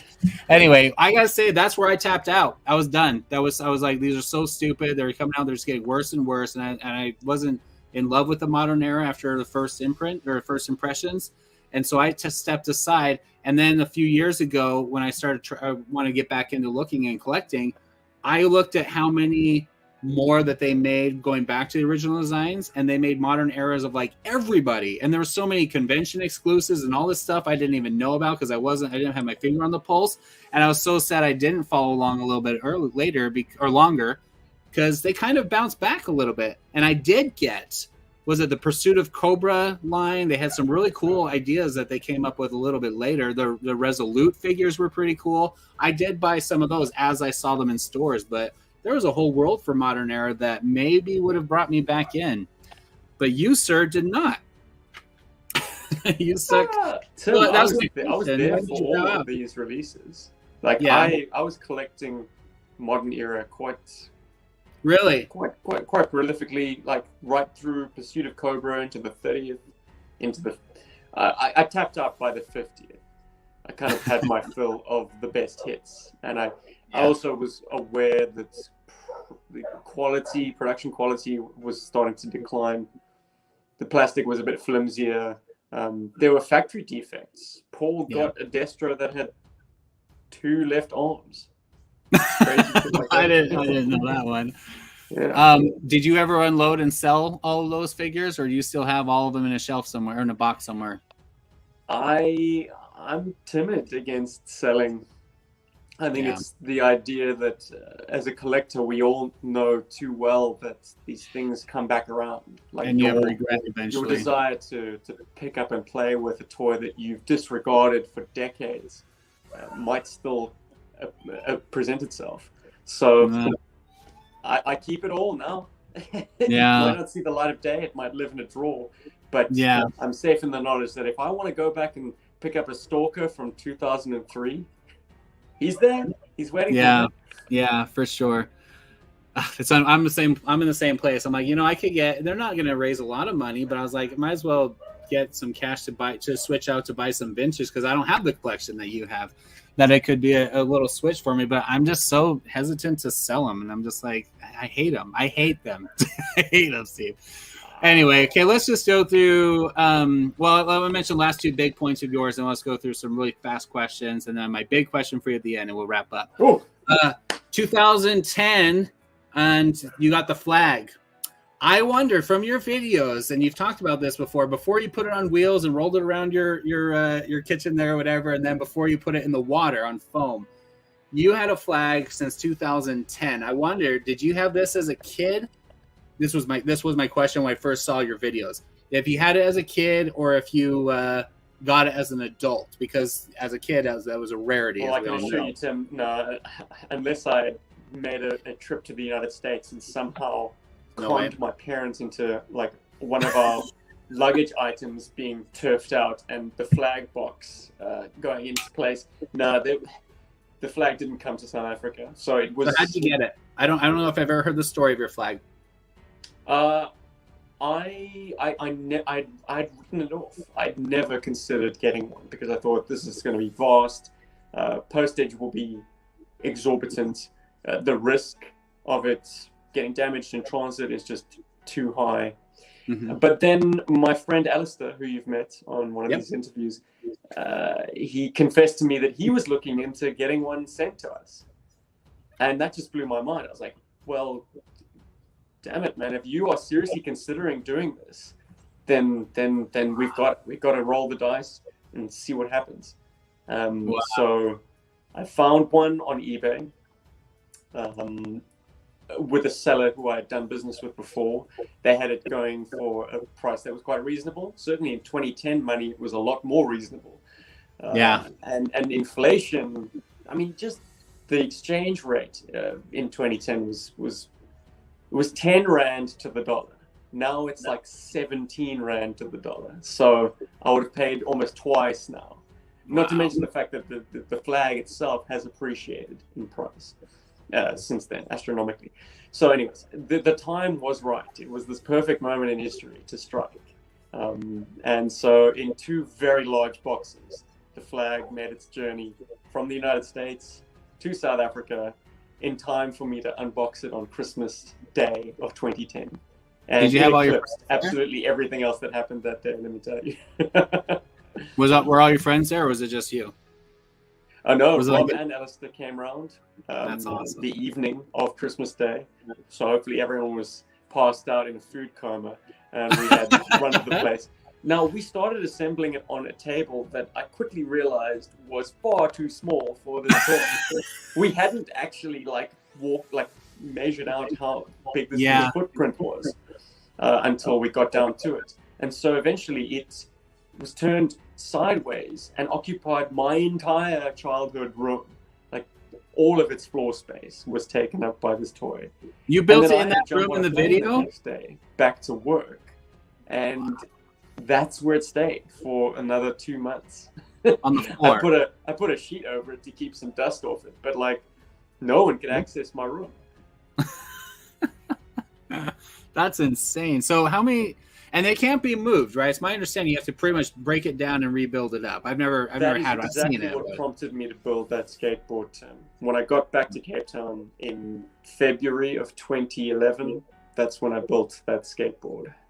And raising it was the next step because I was like, well, now that it's movable, it doesn't really have a kind of a stately ship feel. Like, it needs to sit a bit higher off the ground.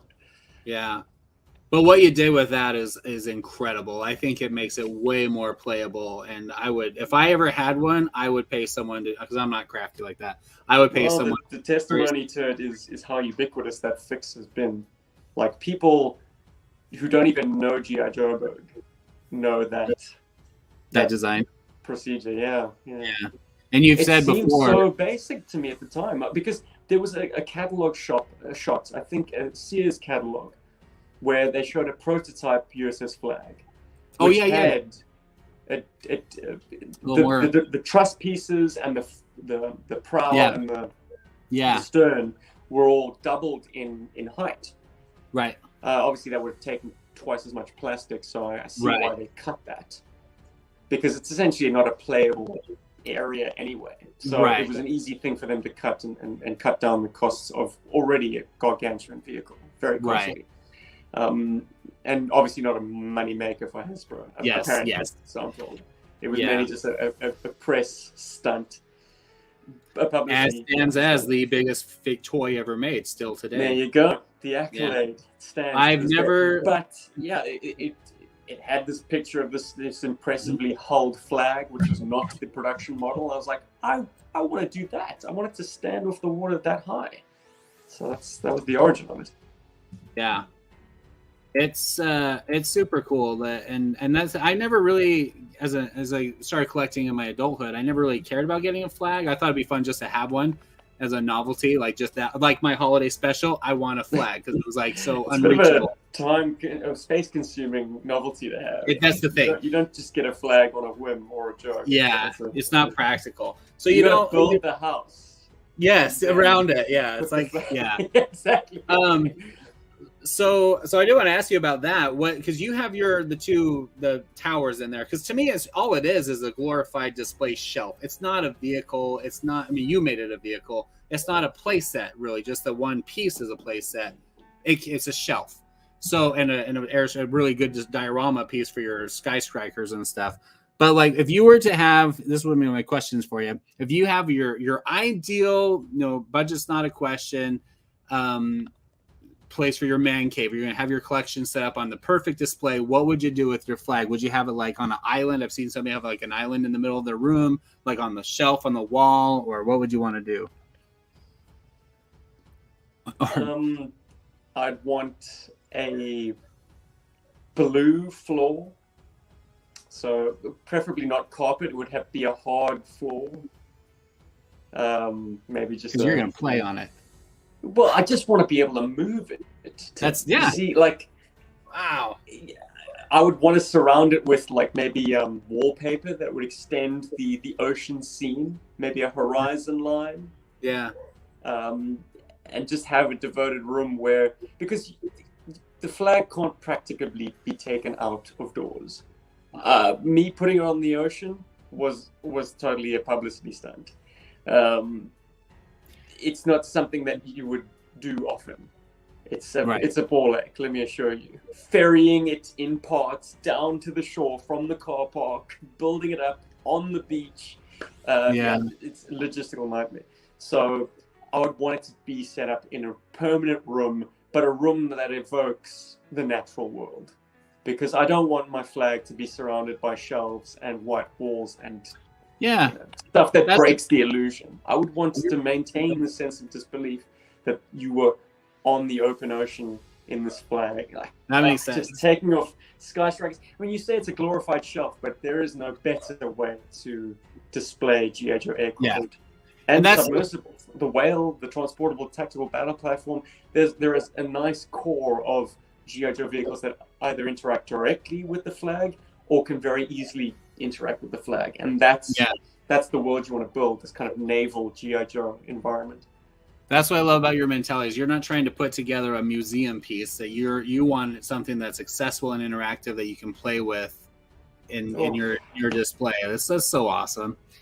Okay, well, I only thought of this now, Tim. You asked. That is a great question. That's where your brain goes right to. How your thought isn't like how would I display it. Your thought is how would I have it accessible, but keep it practical, but be able to play with it. And what would I want the environment around it to look if I was playing with it in a pipe dreams, like I say. You build the house first. Yeah, you right. The flag inside it. Yeah. So real quick, the Defiant. You I don't know. I want to ask, do you think that was the crowning piece? Because you said when you, in a later discussion, not your unboxing video, you said that's the straw that almost broke your camel's back for collecting. You almost turned away because it was just too unpractical for shipping and everything and accessibility. What turned you around on? The Defiant is a monstrously fragile piece. The fact that it wasn't shattered beyond what had happened to it. I mean, for those of you not in the know, the entire left gantry door was just blue fragments. Obviously, it had been tilted onto its side. All that weight had cracked the door, and it was heartbreaking. Yeah. After all the anticipation of getting this toy and getting a particularly nice one. I mean, the guy who sent it to me he is amazing at restoring vehicles. So this was squeaky clean with fresh repro labels, which we all know aren't cheap. But on top of that, just a magnificent specimen. And to have it so materially busted was heartbreaking. It is it's a moment where you say, this hobby is causing me more anxiety than enjoyment, because this has I'm cursing. I'm like, how could I have avoided this? How could this have been done better? You agonize over so much of this, and relative to how much joy you're getting out of it and it starts becoming a bit of an uneven waiting. So yeah, that was a moment where I checked myself. I was like, how can I continue to enjoy this? How can I do things better? How can I not be so anxious about collecting? Yeah, because an experience like that can actually pull the plug big time. And your display as an actor, professional, you kept it cool during the video. You mentioned off camera you were so mad, and but you didn't leak it because you guys were filming it. Well, you want to downplay it because you don't want to necessarily, I don't know, break. You don't want to bring everyone down. Yeah, I grit through the pain. But yeah, inside I was absolutely railing. So what turned you around? Was it just time you got over that, and then you made the repair? Obviously, time does heal, and the repair also.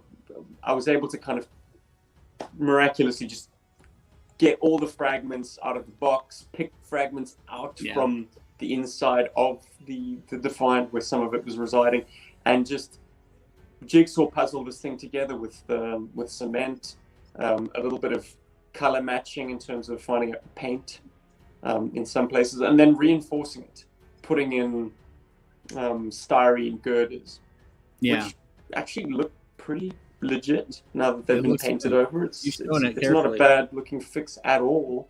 And it retains its functionality. What helped purely monetarily is the fact that we were able to, the seller and I were able to institute a successful damages claim against the Postal Service. Yeah. So, if I was thinking of this purely financially, I mean, the money, it's so long ago now that the money doesn't really matter. It doesn't, whether I was out of pocket or in pocket, it's no longer a sore point. Right. But the fact that I essentially got a Defiant for free, that's not a bad takeaway. But with the claim, it will always be marred by these various scars and reparations. But it essentially was my free Defiant.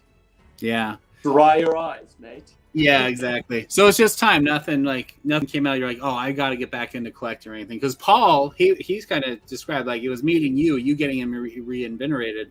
Is that the right word? Vigorated. Got him back into collecting. He had to start buying back a lot of the stuff that he had lost over the years. But you just, for that one, for you, it was just kind of just a little bit of time and the repair and the reimbursement. You just got back into it. Is that right? Tim, we're addicts, man. That's what you do. Have these moments of like, I never want to do this again. Yeah. It only takes a little while before you're back in because this is our thing. Some people do classic cars or golf or have boats. Yeah. This is us. This is what defines us. So if we have these minor losses, they become pale in significance because to the major wins of just being a child, taking up a toy and enjoying your nostalgia. And that's why I bowed out after the Rise of Cobra toys. I'm like, these are not fun. They're not playable. They're not displayable. There's nothing I can do with these. And by the time Retaliation came out, I don't think I owned a single one of those. They had the Cobra Ninja Viper. I think came out. Well, there was one of those, I think. And I was like, oh, I saw it years later. I was like, oh, I wish I had one of those. But I always loved the Ninja Viper. But yeah, I never went back into collecting. Now I just got back into the slowly picking that old vintage off of things I get excited about from your podcast. I'll say it. Well, that's kind of I do. It's exciting. It's fun, and I love when I have more space or more, mostly to get out my headquarters and stuff to set up, like, because I like a big battle. You've talked about a lot of your fun time is in the staging and the meeting rooms and all that stuff when you did your those catalog reviews. That are really fun hearing you guys talk about that stuff. That was a lot of the stuff with the workrooms and everything, the debriefings. Mine was always the big battle, and not because that's the fun part. It's just like, because to me, I didn't have the imagination to set that up, but it would take me so long to set up the big battle that I wouldn't have time to actually act out the big battle, and so then the next day I'd have to take it all apart because I didn't want to leave weapons in hands and stretching my gummy fingers and stuff. So I did want to ask you about that real quick. Your storage, I know what they're on your shelves at home, but do you keep weapons in hands, like in position, everything? Does that bug you, like keeping things like with that tension on the fingers, or backpacks, or stabbed into the hole? Like, do you just keep everything like completely disconnected when you're not playing with them, or what is your feelings on that, or what are your thoughts on that?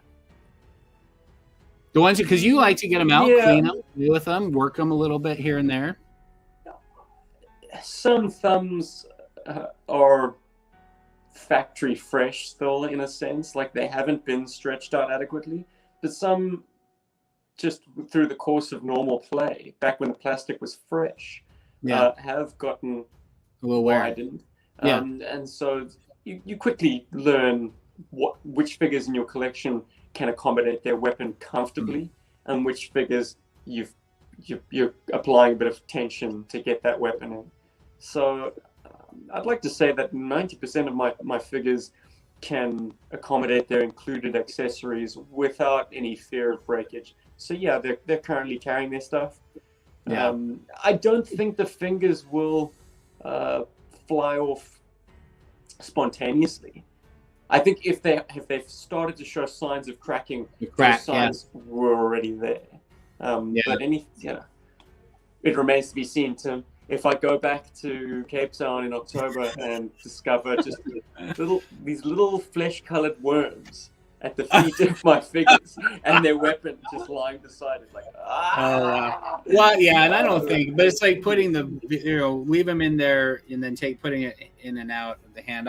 That's just something that just concerns me with these older ones. Like you can't take them out. It's not an unfounded concern. We certainly need to be cognizant of it. Yeah. But man, I laugh so hard when I see fellow reviewers like Peg Warmers, Kevin. He places the accessory so daintily in the figure's hand, like it's literally like the very base of the grip is in the figure's hand. Come on, let him grip it. Ridiculous. Even if he can't aim it, let him grip it. just be bold. Like these toys are not that irreplaceable. Like if you do break a thumb, it's tragic, but dry your eyes, man. There are dozens of them for sale on eBay today. I really you've got to. You can't have a military action figure toy that doesn't tuck his rifle under his arm. Come on, Tim. Come on. I'm with you, and that's one thing. Like if I'm playing with them, I will have to do the tuck. I can't just be like, well, I gotta be careful with this. When I'm playing, I have to do that. But like, and most of my ventures I've got, they have their weapons, and the ones that I've been purchasing the last couple of years, their weapons are in hand. But it makes me antsy. I'm looking at Scoop up there with his giant. I think they surprise us yet. There are definitely brittle examples, but I think. I don't know. My experience teaches me differently. Yeah. Well, I don't want to jinx myself, but I don't have crotch issues. Fortunately, that's one thing I'm safe with. If I buy a toy, if it has a thumb and a crotch, and I don't buy them generally without it. I didn't know this, but apparently the original Duke has a fly-off crotch, so you'd be good to use that new retro O-ring carded Duke. Yeah. Because these ones, their crotches are playing Duke. A lot more give in the new ones. All right, last question for you, and I'll let you go. Okay, you've told some horror stories over the years with your collection. Most of this is related to your playtime. You had your hit and run that got lost in the garden, and you had which was one of your snake eyes, I think, that got stolen or maybe disappeared. This like 2 days later or something like that. The broken your Defiant. You've had some stories over the years. If you could go back in time, this was one of my questions. I'm putting together a series of questions for your podcast. But if you could go back as time traveler Steve and undo or warn yourself about any specific thing to fix one figure, now not to bring back with you, but to leave for your childhood Steve to play with, what was your biggest tragedy? What's the one thing that you would want to redeem? Like I didn't have a hit and run for years because he was lost. If that's one thing I could go back and correct, you know what I mean? Because you guys share a lot of those here and there. Huh. And it makes a little gap. It makes a gap. That's a hard. If it has to be one figure, so if you ask me what my favorite G.I. Joe figure is, it's Shockwave. But that wouldn't dovetail with my favorite character. A character that rose to significance, probably from the comic books, was Stalker. Okay. He just seemed like the guy in charge of the small team. He also had the best philosophy. In many respects, he was the voice of reason and intelligence. He would always be level-headed, know how to deal with his troops. Yeah. So he quickly established himself as like far more than a Duke or a Hawk. He was the man. Snake Eyes was a cool guy, but he couldn't speak, and he was mysterious and difficult to connect with, particularly when you're trying to create a narrative. He was just a force of nature. Stalker, however, was your most likely avatar, for me at least. And I was denied having a Stalker in my playtimes because of a lawnmower incident. That's right. Yeah. And this was the V2 Stalker, which was perhaps less pliable to day-to-day scenarios because he was the Tundra Ranger. But I don't think as a child I would have cared too much. I think he would still been quite mythical status as a cool figure with a lot of gear, but just an essential character. And I didn't mention it before, but I very quickly endeavored to get a Stalker once the internet became an avenue. Right. But that didn't work out. Once again, it was a case of no stock. I think in that first order, I wanted to get Duke and Stalker because of their essential status to the G.I. Joe team. Rob wanted to get Spirit, Chuckles, and Falcon. I don't know. I think they were slightly cheaper. Like Duke and Stalker were more expensive figures on this site. I think they were like a whole $20 each. Oh, 2007 economics. Yeah. So, but they never materialized. But yeah, if I could pluck one figure from my childhood that didn't make it, let's make it that Stalker, because I needed Stalker, and his importance just kept growing. The more I learned about G.I. Joe, the more I realized he is the man. Yeah, it's a good figure. It's not my Stalker, but you have a different memory with it. That's awesome. Look, I would hasten to agree. Version 1 Stalker, even though the swivel arms from '83 are like by modern standards, or by even 1985 standards, they look pretty rudimentary. They look maybe a little bit simplistic, but just what that design then tricks my mind into seeing means that he can exist in any era. Right. Like just that camo, the turtleneck, the beret, one accessory, but that's Stalker, man. Shoot, he's a classic. It's not that one. What my Stalker? Oh, here he is. This is embarrassing. This is my Stalker. Oh, he's great, man. Yeah. But he can't hold anything. That's what's cool about it. Is the neon and everything. This is all the new sculpts, like ridiculous. Well, that's Stalker. He looks like the man. You know, he absolutely is starting to become less of a generic and more of just this cool guy. And the bomber jacket, what I realize about it now is that that kind of makes him maybe evoke his history as a gangster a little bit more. Yeah, he looks more urban. Yeah, he was a cool design. He still had the beret and everything, and I was just like, man, I love that. But he can't hold weapons worth. His fingers are so pitched. Yeah, he can, but he can't. It's just. Yeah. Forgive me, Tim. My son's just running. You're good. That was found me at long last. That's all right. No, that was that was a good discussion.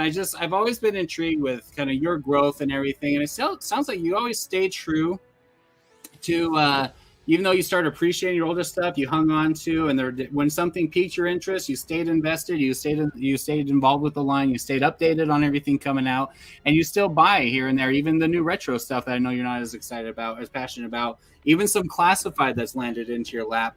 You still celebrate all that is good about this franchise, and that's what I love about talking to you, and I love listening to your podcast, so I can hear a lot of inside stuff about, and when conversations come up with things that we've alluded to here. I mean, obviously I've paid attention, but there's always things I wanted to hear, like follow up, and I always wanted to ask more questions. Well, the conversation keeps happening. Tim, yeah. I am absolutely delighted to talk about this stuff with you. Thank you for the opportunity, man. Yeah, this is always a dream come true. Yeah, someone wants to talk to me about collecting toys. Amazing. Yeah. I do, another discussion. I always have more ideas of conversations I have with you. I want to do a movie review. Do a part 2, my friend. But right now, I think, we're done here. Down the door. Yeah, Steve. Take a shift with the little guy. No, I get it. Thanks for your time, Steve. G.I. Joburg. Again, if one person is watching this and doesn't know who Steve is, go check him out. See G.I. Joburg. I'll put the stuff in the description below. Steve Jubber, you're the man. Appreciate your time, and thanks for all the love and the rejuvenating of the excitement for the toys that you bring into people like mine life. Is that right? So anyway, okay. Well, thanks for watching and watched all the way through this. And this has been Tim Wilde on a Wilde interview with Steve Jubber about his G.I. Joe collection. Thanks a lot again, Steve. Yo, Joe, baby. Hey, yo, Joburg. Okay, we'll catch you later. Bye. I gotta pause for a second. I don't know how long the delay is, so now I end. See you, bud. See you, dude. Thanks, Timmy.